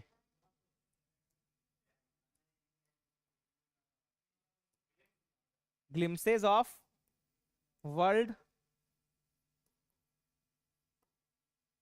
History. Glimpses of world history किसका है? जवाहरलाल नेहरू का। ग्लिम्सेस, GLIMPSES, ग्लिम्सेस, ग्लिम्सेस, हाँ, ग्लिम्सेस ऑफ वर्ल्ड हिस्ट्री। उसके बाद लिखिए नेक्स्ट रविन्द्रनाथ टैगोर का। देखिए रविन्द्रनाथ टैगोर को रविन्द्रनाथ ठाकुर भी बोलते हैं, है ना, उन्हीं का नाम है, ठाकुर एक ही है। ऐसा क्वेश्चन एक किसी एग्जाम में था भाई साहब, SSC USSC में। ऑप्शन था एगो कि ये किसके द्वारा लिखा गया, क्या नाम उनके द्वारा जो लिखा गया था किताब, गीतांजलि। गीतांजलि किनके द्वारा लिखा गया? तो एक ऑप्शन में था, एक ऑप्शन में था रविन्द्रनाथ ठाकुर, और डी ऑप्शन में था नन ऑफ द अबव। 90% बच्चा लोग नन ऑफ द अबव मार के आ गया। ठीक है ना, कि रविन्द्रनाथ ठाकुर को अलग समझ लिया, अरे भाई साहब वही है रविन्द्रनाथ ठाकुर। हाँ हाँ हाँ,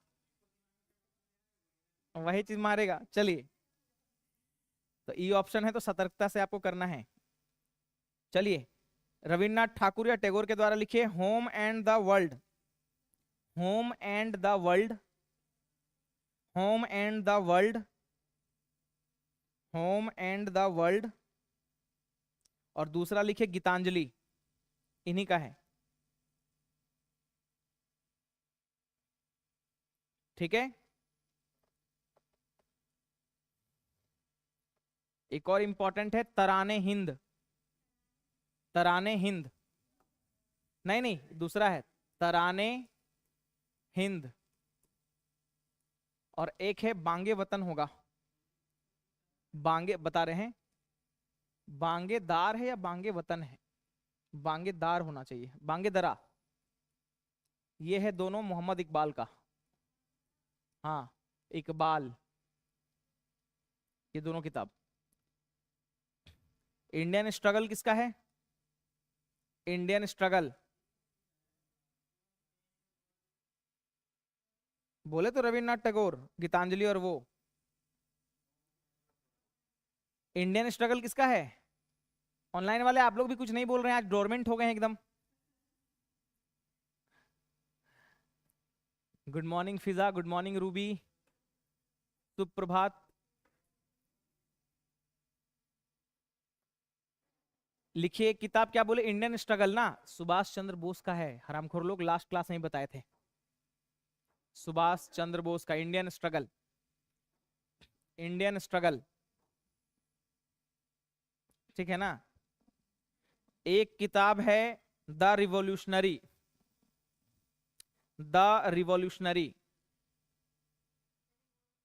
रिवॉल्यूशनरी, द रिवॉल द रिवॉल्यूशनरी, ये है आपका किसके द्वारा है? द रिवॉल्यूशनरी लिख लीजिए सचिंद्र नाथ सान्याल। सचिंद्र नाथ सान्याल, सान्याल। अब छोड़ दें ना ना, और लिख लीजिए, कुछ इंपॉर्टेंट भी है। एक और लिखिए इंडिया विंस फॉर फ्रीडम, या India wins freedom. India wins freedom. उसके बाद गुब्बारे खातिर और अल हिलाल, तीनों किसका है? अबुल कलाम आजाद, इंडिया विंस फ्रीडम, गुब्बारे खातिर, और अल हिलाल। हाँ, अल हिलाल, मौलाना अबुल कलाम आजाद। और the war of Indian independence कौन लिखा है? बीडी सावरकर, अबुल कलाम आजाद। अब कुछ और इंपॉर्टेंट है। Al Hilal, the war of Indian independence, ये है वीर सावरकर, वीडी सावरकर, है ना।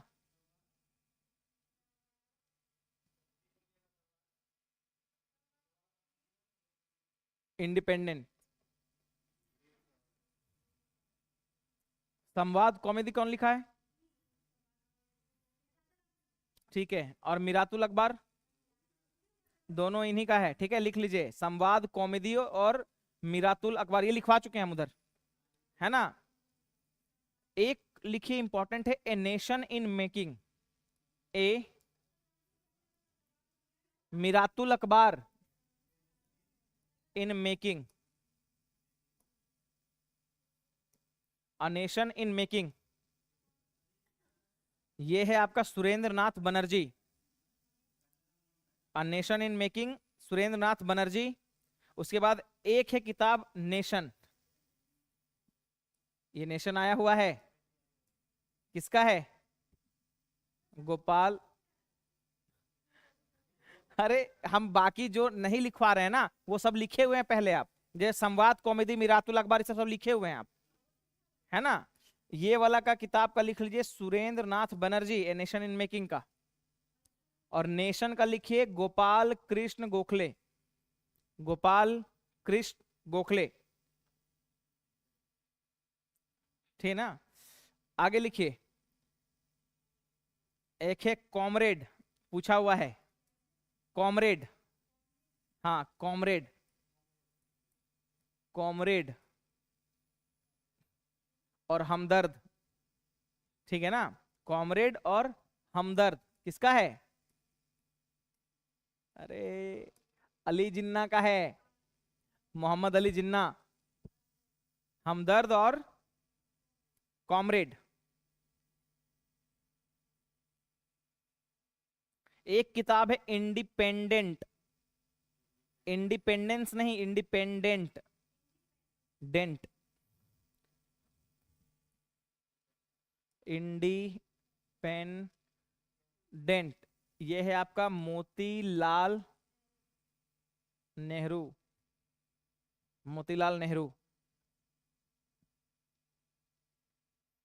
एक और किताब है, उसका नाम है, आप बताइएगा हमको या ढूंढ लीजिएगा, ओल्ड लैम्प्स फॉर न्यू, ऐसे करके कुछ है,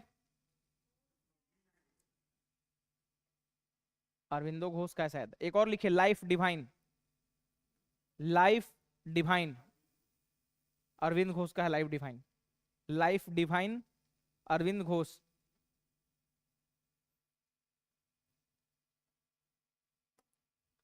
एक है लीडर, लाइफ डिवाइन, उससे पहले इंडिपेंडेंट, ये था आपका मोतीलाल नेहरू का। उसके बाद लाइफ डिवाइन है आपका इसका अरविंद घोष, अरविंदो घोष का है। लीडर हिंदुस्तान, लीडर हिंदुस्तान और अभ्युदय। ये इतना इंपॉर्टेंट है कि एक सेट में अभ्युदय पूछा है, एक में लीडर पूछा है, और एक में पूछा है हिंदुस्तान, और एक में पूछा है लीडर और अभ्युदय किसका है, मतलब पुस्तक किसका होगा बताइए? मदन मोहन मालवीय, मदन मोहन मालवीय, मदन मोहन मालवीय, ठीक है। चलिए, विदेशी वाला का लिखवाने का जरूरत नहीं है, बस इतना ही है। बाकी इसके अलावा आपको एक और लिख लीजिए, तो एक चीज और जो हम लोग कल लास्ट में नहीं लिख पाए थे,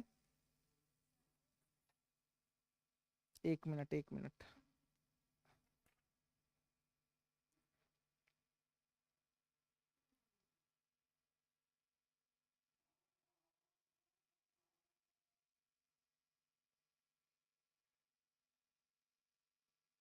एक लिख लीजिए भारतीय प्रेस का इतिहास।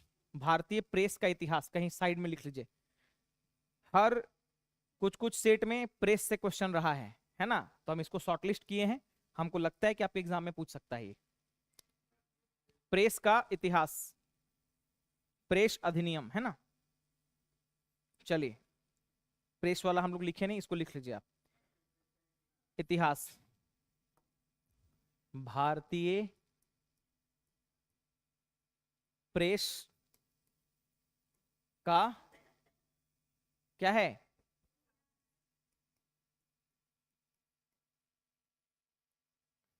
चलिए इसमें लिखना स्टार्ट कीजिए। भारत में प्रेस का प्रारंभ, भारत में प्रेस का प्रारंभ कौन किया था? 1556 में, 1556 में पुर्तगालियों द्वारा, 1556 में पुर्तगालियों द्वारा, 1556 में पुर्तगालियों द्वारा गोवा से किया गया था, गोवा से किया गया था, गोवा से किया गया था। 1780 में, 1780 में James Augustus Hickey, James Augustus Hickey, James Augustus Hickey ने भारत का पहला अखबार बंगाल गजट, भारत का पहला अखबार बंगाल गजट प्रकाशित किया, बंगाल गजट प्रकाशित किया, प्रकाशित किया।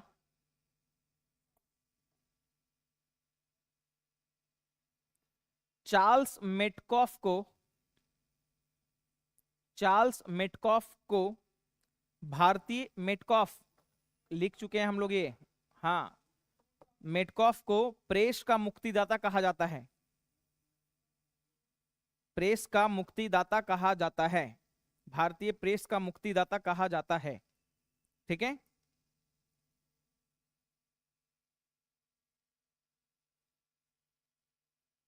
उसके बाद लिखिएगा नेक्स्ट पॉइंट। 1878 में,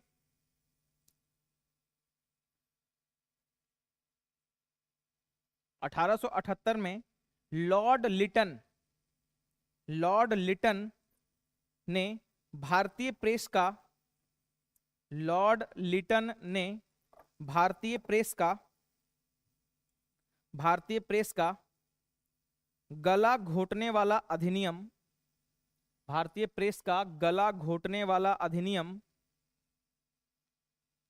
vernacular press act, vernacular press act लाया, वर्नाकुलर प्रेस एक्ट लाया, वर्नाकुलर प्रेस एक्ट लाया। यह भारतीय भाषाओं में छापे जाने वाले, यह भारतीय भाषाओं में छापे जाने वाले, यह भारतीय भाषाओं में छापे जाने वाले अखबारों पर, छापे जाने वाले अखबारों पर लागू होता था, लागू होता था, लागू होता था। इसके तहत, इसके तहत अखबार छापने से पहले, इसके तहत अखबार छापने से पहले, इसके तहत अखबार छापने से पहले, इसके तहत अखबार छापने से पहले अंग्रेजों से अनुमति लेनी होती थी, अंग्रेजों से अनुमति लेनी होती थी, अंग्रेजों से अनुमति लेनी होती थी। इस अधिनियम के द्वारा इस अधिनियम के द्वारा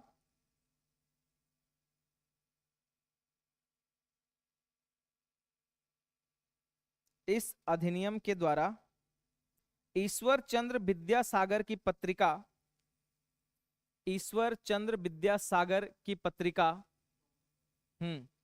ईश्वर चंद्र विद्यासागर की पत्रिका सोम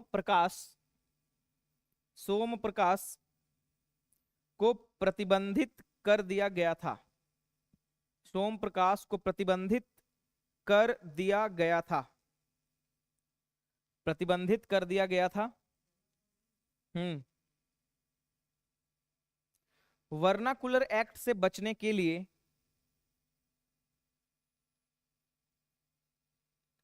वर्नाकुलर एक्ट से बचने के लिए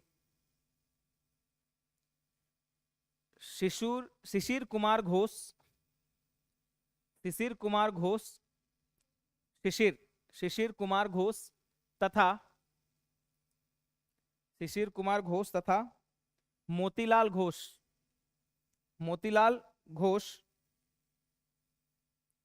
ने अपनी अमृत बाजार पत्रिका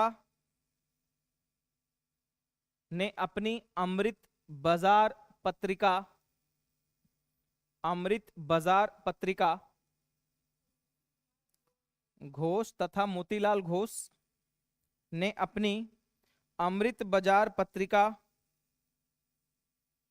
को बंगाली से अंग्रेजी में कर दिया था। नहीं, वो तो वर्नाकुलर प्रेस एक्ट इसीलिए भारतीय भाषा के लिए था ना, ये कर दिया था। पायनियर अखबार पायनियर होता है ना, पायनियर अखबार ने वर्नाकुलर एक्ट का समर्थन किया था। पायनियर अखबार ने वर्नाकुलर एक्ट का समर्थन किया था। वर्नाकुलर एक्ट का समर्थन किया था क्योंकि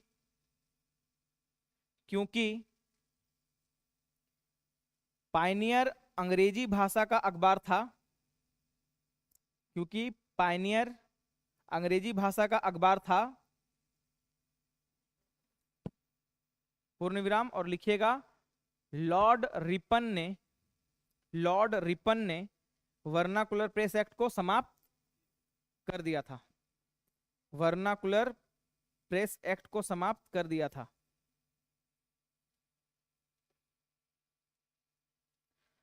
अब एक चीज और इसमें है कि भारत में कारखाना नियम भी लागू हुआ था, बहुत सारा, है ना।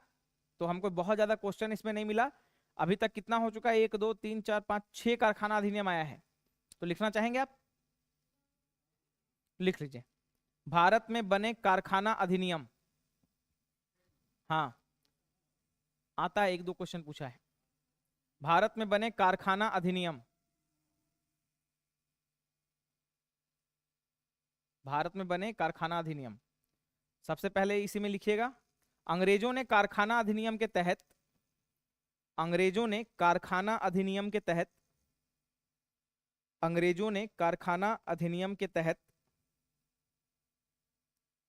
कर्मचारियों के काम करने की अवधि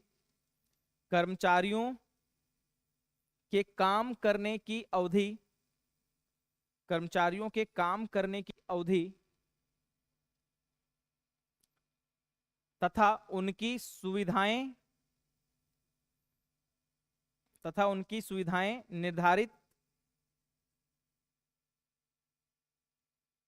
निर्धारित किया।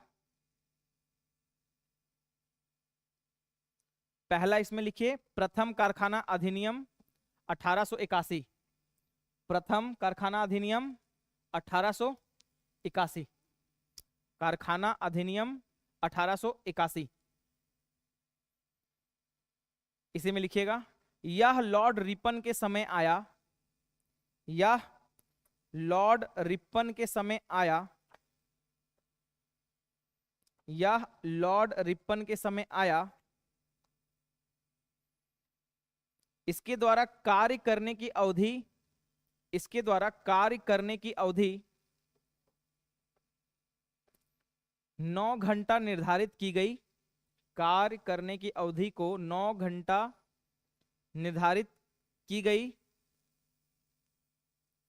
तथा 9 घंटा निर्धारित की गई तथा महीने में 4 दिन छुट्टी की व्यवस्था तथा महीने में 4 दिन छुट्टी की व्यवस्था निर्धारित की गई। महीने में 4 दिन छुट्टी की व्यवस्था निर्धारित की गई।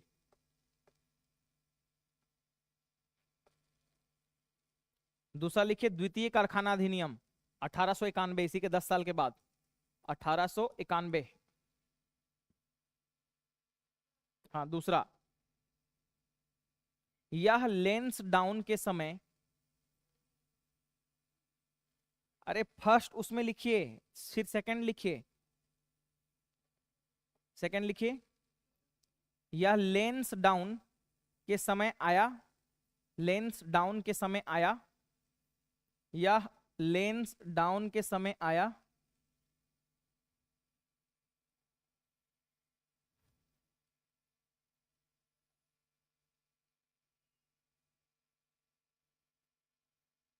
यह लेंस डाउन के समय आया। इसके द्वारा कार्य करने की अधिकतम अवधि, इसके द्वारा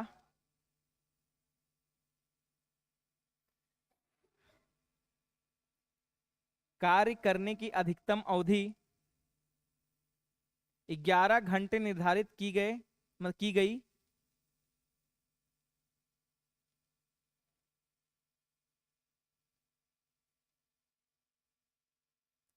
ग्यारह घंटे निर्धारित की गई।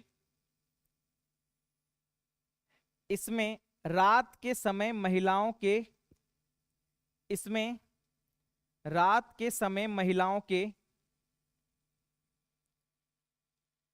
कार्य करने पर प्रतिबंध लगाया गया था। इसमें रात के समय महिलाओं के कार्य करने पर प्रतिबंध लगाया गया था। उसके बाद लिखिए तीसरा कारखाना अधिनियम 1911। 1911 तीसरा कारखाना अधिनियम। हाँ, यह हार्डिंग द्वितीय के समय, यह हार्डिंग द्वितीय के समय आया।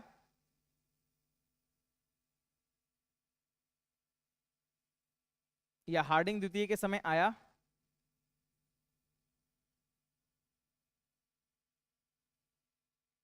इससे या इसके द्वारा, इसके द्वारा कार्य करने की अधिकतम अवधि, इसके द्वारा कार्य करने की अधिकतम अवधि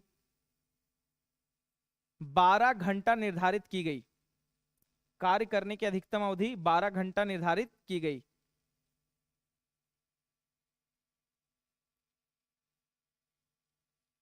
टॉर्चर देख रहे हैं ना कैसे बढ़ रहा है, 9 से 11, 11 से 12। अभी आगे कीजिए, आगे लिखिए ना चौथा कारखाना अधिनियम। ना चौथा कारखाना अधिनियम लिख लीजिए, इसमें नहीं, बस चौथा लिखिए 1922। आप ज्यादा नहीं लिखना है सब में।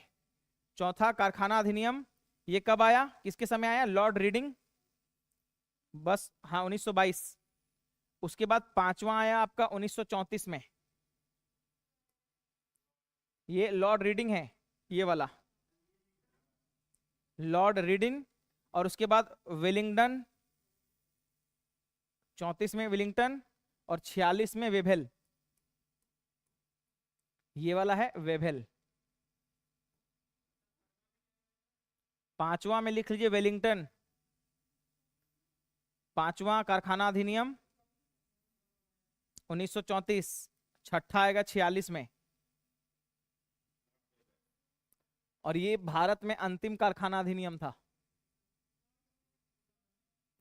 अरे भाई साहब, वेलिंगटन, वेलिंगटन। और 46 वाला है छठा वेभेल, और ये अंतिम कारखाना अधिनियम है। ठीक है, ठीक है ना।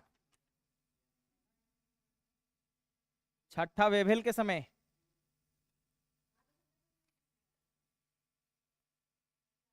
नहीं, बस इतना ही आपको पढ़ना है, बहुत ज्यादा नहीं।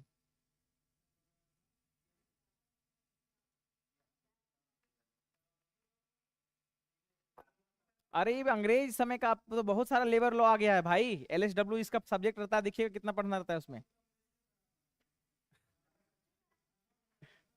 हाँ।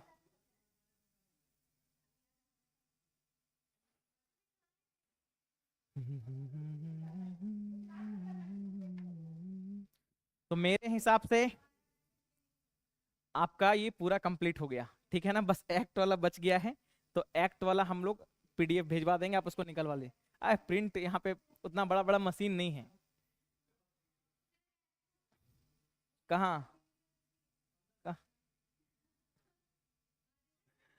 देखिए एक तो एक तो यहाँ पे ऑलरेडी इतना ज्यादा बच्चा लोग हैं, ऑनलाइन वालों को फिर क्या करेंगे, उन लोगों को कहाँ से देंगे? अरे अभी बच्चा बढ़ेगा, देखिए बच्चा नहीं आने का रीजन क्या, अभी तक वैकेंसी नहीं आया है।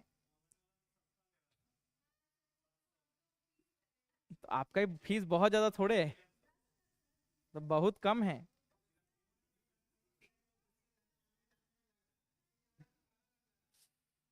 देखिए BPSC का वो अब इनका डिपार्टमेंट है, इनसे बात कीजिए कि प्रिंट वाला देंगे कि क्या देंगे। इन लोग को एक्ट वाला जो है ना, 7-8 पेज का वो है ना। हाँ, प्रिंट वाला नहीं, ग्रुप में मिल जाएगा, आप उसको निकलवा लीजिएगा। अरे 10 रुपया लगेगा, इतना का गोलगप्पा खाते हैं एक टाइम में। अब फी भी कम किए, बताइए ब्रजेश जी पे तरस नहीं आ रहा आप लोग को? हम गजब कर रहे हैं। ऊपर से जब तक ब्रजेश जी हैं तब तक आप लोग को कोई क्लास व्लास करने में रिस्ट्रिक्शन नहीं है। क्या? और सुनिए एक चीज और, महाराज 45 पैसा में निकलवाते हैं हम एक पेज। हाँ, हम ला के अब दे दें आपको। मतलब 1 रुपया 10 पैसा में, या 1 रुपया में, या 90 पैसा में, दोनों साइड करके देता है वो। हाँ बताइए, 75 पैसा में दोनों साइड। सुनिए ना, सबसे 100-100 रुपये ले लीजिएगा, है ना, आई लो को दे दीजिएगा।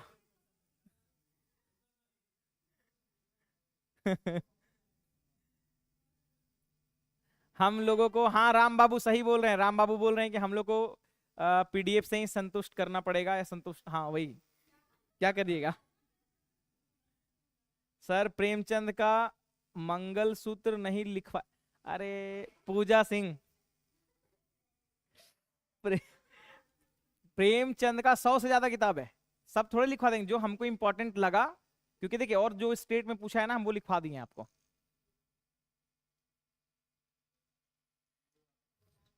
ये भी अधूरा है, सब अधूरा है। कुछ और डाउट है तो पूछिए, क्योंकि आज लास्ट क्लास है, इसके बाद फिर हम लोग। इनको लिंक भेज दीजिएगा वो लगा, मराठा वाला जो है ना, ग्रुप में चला जाएगा, एक बार उसको आप फिर से देखिए, क्योंकि हम अभी आपको बताएंगे, आपको समझ में नहीं आएगा। ठीक है ना? अरे कहानी हम एकदम अच्छे से, और मराठा वाला का जो है ना, वंशावली, हम उसका शॉर्ट वीडियो बनाए हुए हैं, मेरे उसमें है, मेरे इंस्टाग्राम में डाले हुए हैं हम वो वाला, आप वहां से देख लीजिएगा। अरे आईडी हम दिए हुए तो थे, एक दो, उन लोग तो हमको मैसेज करता है लड़का लोग, उसमें कुछ डाउट उठ रहता है तो मतलब पूछता है। ब्रिक्स खत्म क्यों होगा? अरे संस्था दुनिया में जितना इनका ब्रिक्स का नया नया।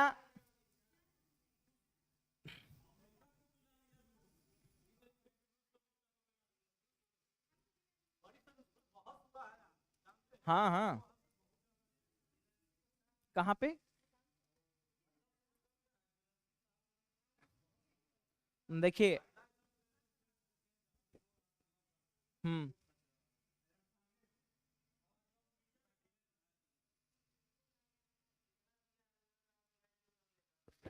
देखिए, सन की नहीं है, डोनाल्ड ट्रम्प वो अपना कैंपेन जो लाता है ना, अमेरिका के को सेंटर में रख के लाता है वो, क्योंकि देख रहा है ना चाइना का भी क्या हो रहा है, दबदबा बढ़ रहा है, रशिया भी इसका भी दबदबा इधर बढ़ रहा है।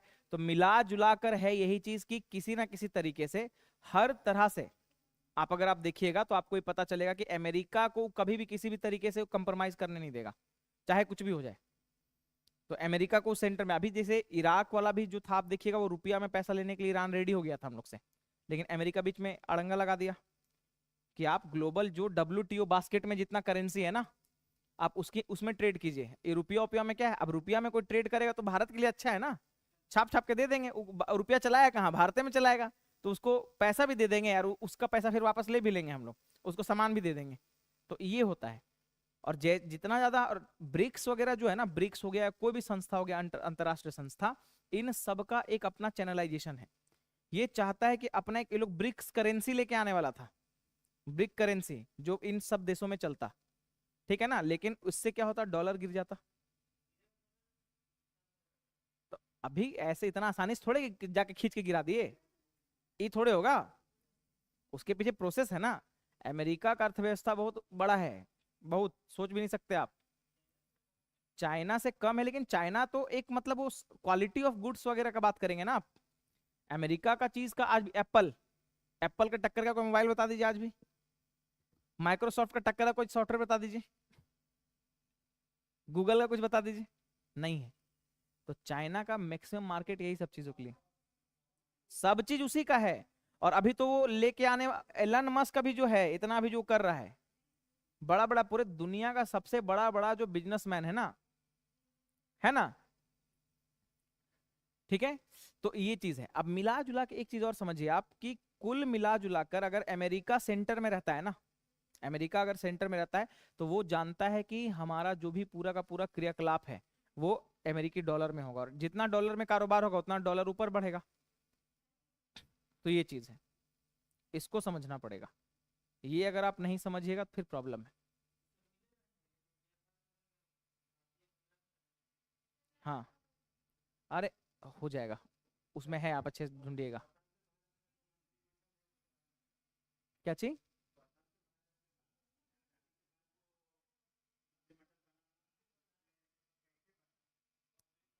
देखिए 46 में हुआ क्या ना, 46 में आपका कैबिनेट मिशन प्लान आया। कैबिनेट मिशन प्लान जो था, ये डायरेक्टली एक चीज बोला कि हम लोग यहाँ पे संविधान सभा बनाएंगे, कॉन्स्टिट्यूएंट असेंबली, कॉन्स्टिट्यूएंट असेंबली बनेगा। लेकिन कॉन्स्टिट्यूएंट असेंबली तो बनाएगा, एक संविधान बनाएगा, इसको बनने में टाइम लगेगा, 1 साल 2 साल 3 साल। तो उस समय तक सरकार कैसे चलेगा? तो एक अंतरिम सरकार का गठन हुआ, अंतरिम,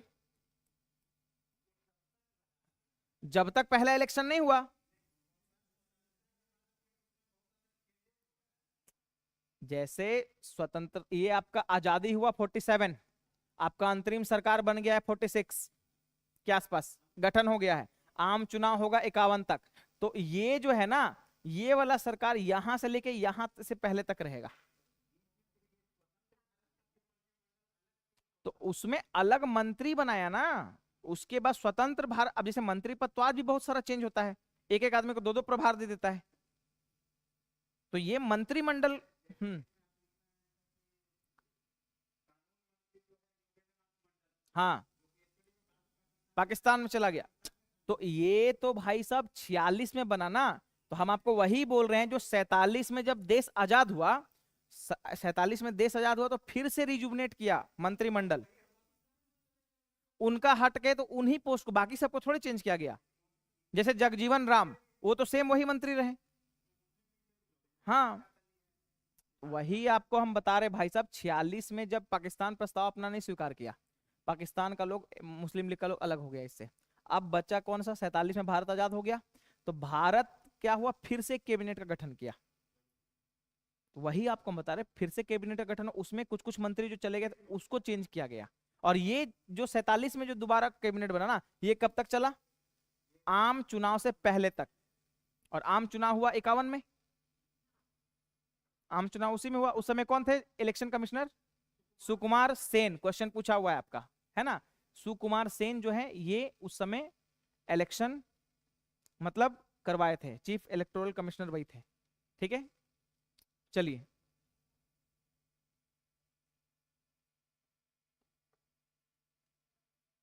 किसी को कुछ पूछना है, कोई डाउट है तो पूछ लीजिए।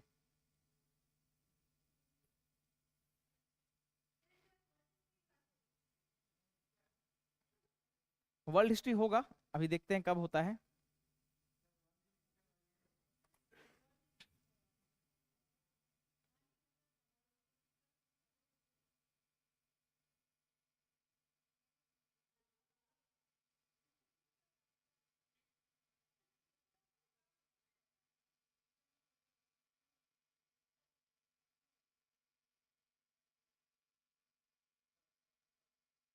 क्या ये खत्म हो गया है?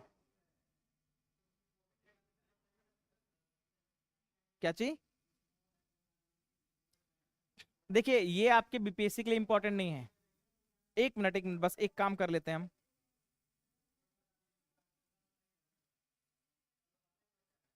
बस एक मिनट, एक मिनट।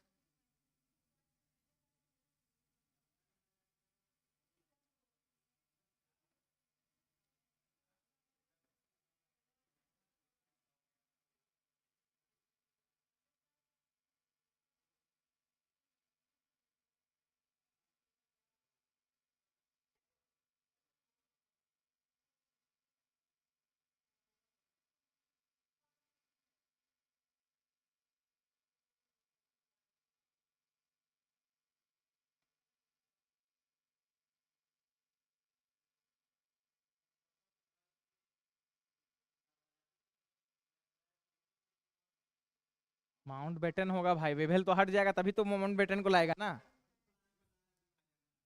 माउंट बेटन, वेवेल तो हट जाएगा 46 में, तब ना उसके बाद वो आएगा माउंट बेटन। तो वेवेल कैसे रहेगा? अरे उस दिन क्या ना, बाल्कन प्लान जो था ना, उसको इनिशिएट करके पूरी तरीके से वो कर दिया गया था। हाँ, माउंट बेटन के हिसाब से। हम्म।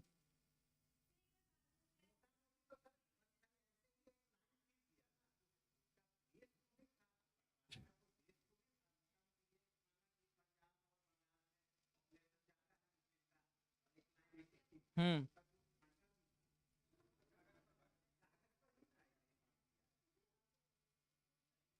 देखिए उस समय, देखिए बंटवारा का बेस था आपका सीआर फॉर्मूला। सीआर फॉर्मूला क्या था? सीआर फॉर्मूला जैसे, एक तो जनसंख्या के आधार पे जितने लोग मांग कर रहे हैं, दंगा उंगा उस हिसाब से था, हो रहा था। इसके आधार पे सी राजागोपालाचारी ने एक व्यवस्था बनाया कि जो पाकिस्तान और भारत का जो होगा ना, मुस्लिम क्षेत्र, मुस्लिम बहुमल जो क्षेत्र है, उस क्षेत्र को एक आइडेंटिटी के साथ वो क्या कर रहे हैं, अलग कर रहे हैं। पहला चीज। और ये आइडेंटिटी के साथ जो अलग कर रहे हैं ना, अलग थलग जो कर रहे हैं, ये इंपॉर्टेंट पहलू था। तो इसी के प्रारूप को ध्यान में रखते हुए एक फॉर्मूला बनाया गया, सिराजगोपालाचारी फॉर्मूला। इसी को कहते हैं कि मुस्लिम बहुल क्षेत्र कौन सा है, हिंदू बहुल क्षेत्र कौन सा है, रिप्रेजेंटेशन किसका ज्यादा है, बांग्लादेश वाला भी तो रीजन था। तो इसी को बोलते हैं सीआर फॉर्मूला।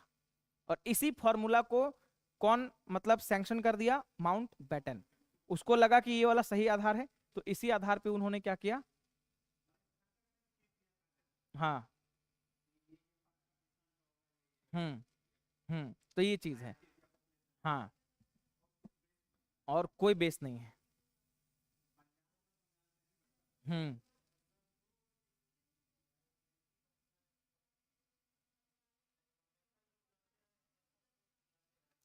अरे बात है, सीआर फॉर्मूला में क्षेत्र था ना, मुस्लिम बहुमत क्षेत्र।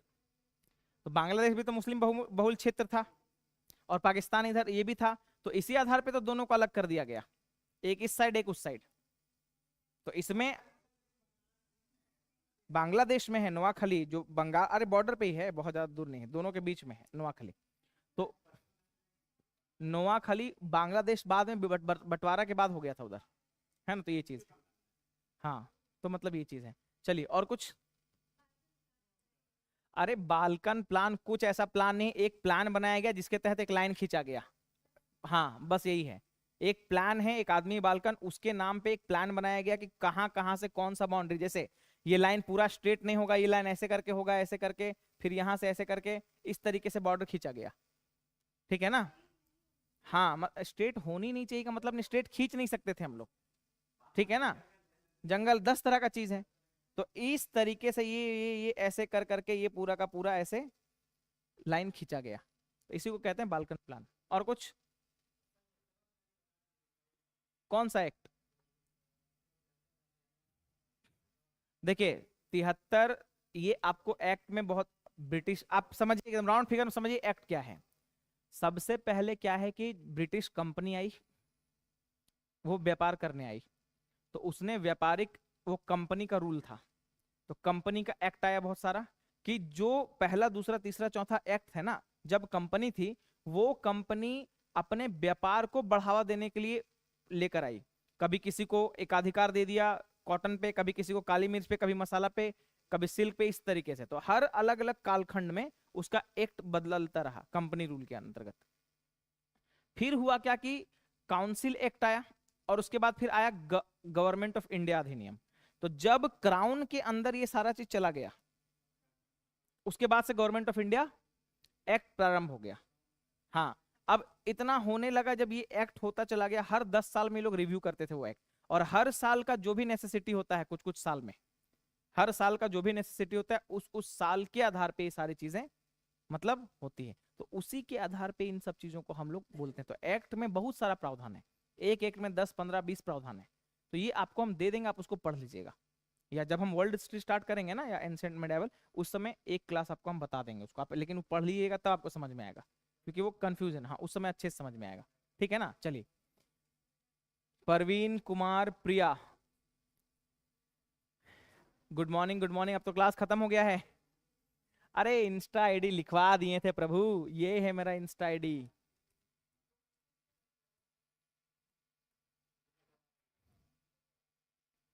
ठीक है ना।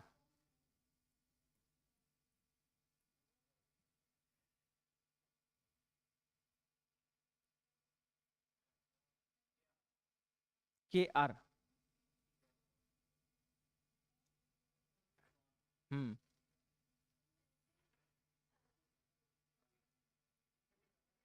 क्या?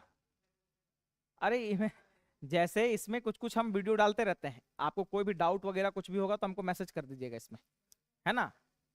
मैसेज कर दीजिएगा हमको, रिप्लाई नहीं करेंगे कुछ दिन में तो ये मत समझिएगा सर इगोइस्टिक हो गए हैं रिप्लाई नहीं कर रहे हैं, ये नहीं समझना है। हम फ्री रहेंगे, हमको रिलीवेंट लगेगा तो रिप्लाई कर देंगे हम। ठीक है, टेंशन मत लीजिए उसके लिए। कोई भी डाउट होगा हिस्ट्री से आप पूछिएगा हमसे। ठीक। अब ई नहीं कॉल उल मत करने लग जाना, ऑनलाइन वाले लोग को बता दे रहे हैं। एक वो थी ना, क्या नाम था उसका, एक लड़की थी, अरे मुन्नी नहीं, एक और थी, उसका नाम क्या था, झुनकी कुमारी। वो पूरा शादी के पीछे परेशान थी, सर आप शादी कब कर रहे हैं, शादी कब? अरे यार।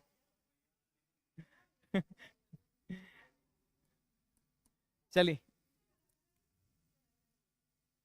किसी को कुछ और पूछना है तो पूछ लीजिए। किसी को कुछ और पूछना है? मंडे से अपना रूटीन पता कर लीजिएगा, मोस्ट प्रोबेबली आपका पॉलिटी स्टार्ट होगा, जो भी पॉलिटी वाले सर लेंगे, और बीच में फिर हम लोग मिलेंगे हिस्ट्री के लिए, वर्ल्ड हिस्ट्री के लिए, है ना। नहीं, अब वो पता कर लीजिएगा, अभी हमको भी इन्फॉर्मेशन नहीं है। अब ब्रजेश जी जैसा रूटीन सेट करेंगे उसी हिसाब से फिर हम लोग को पता चलेगा। ठीक है। चलिए, थैंक यू, तब मिलते हैं हम लोग अगले क्लास में, है ना। अच्छे से रहिएगा और पढ़ाई लिखाई करते रहिए।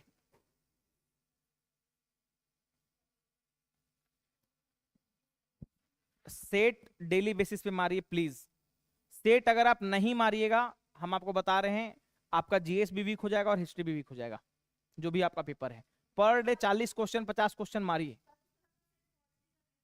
अरे पॉलिटी का भी दिए हुए हैं उसमें, पॉलिटी का अलग से भेज देंगे, ठीक है, भेजवा देंगे, पॉलिटी भी भेजवा देंगे।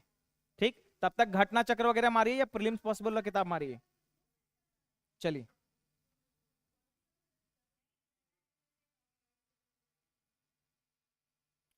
ठीक है, तो मिलते हैं हम लोग अगले क्लास में। Thank you.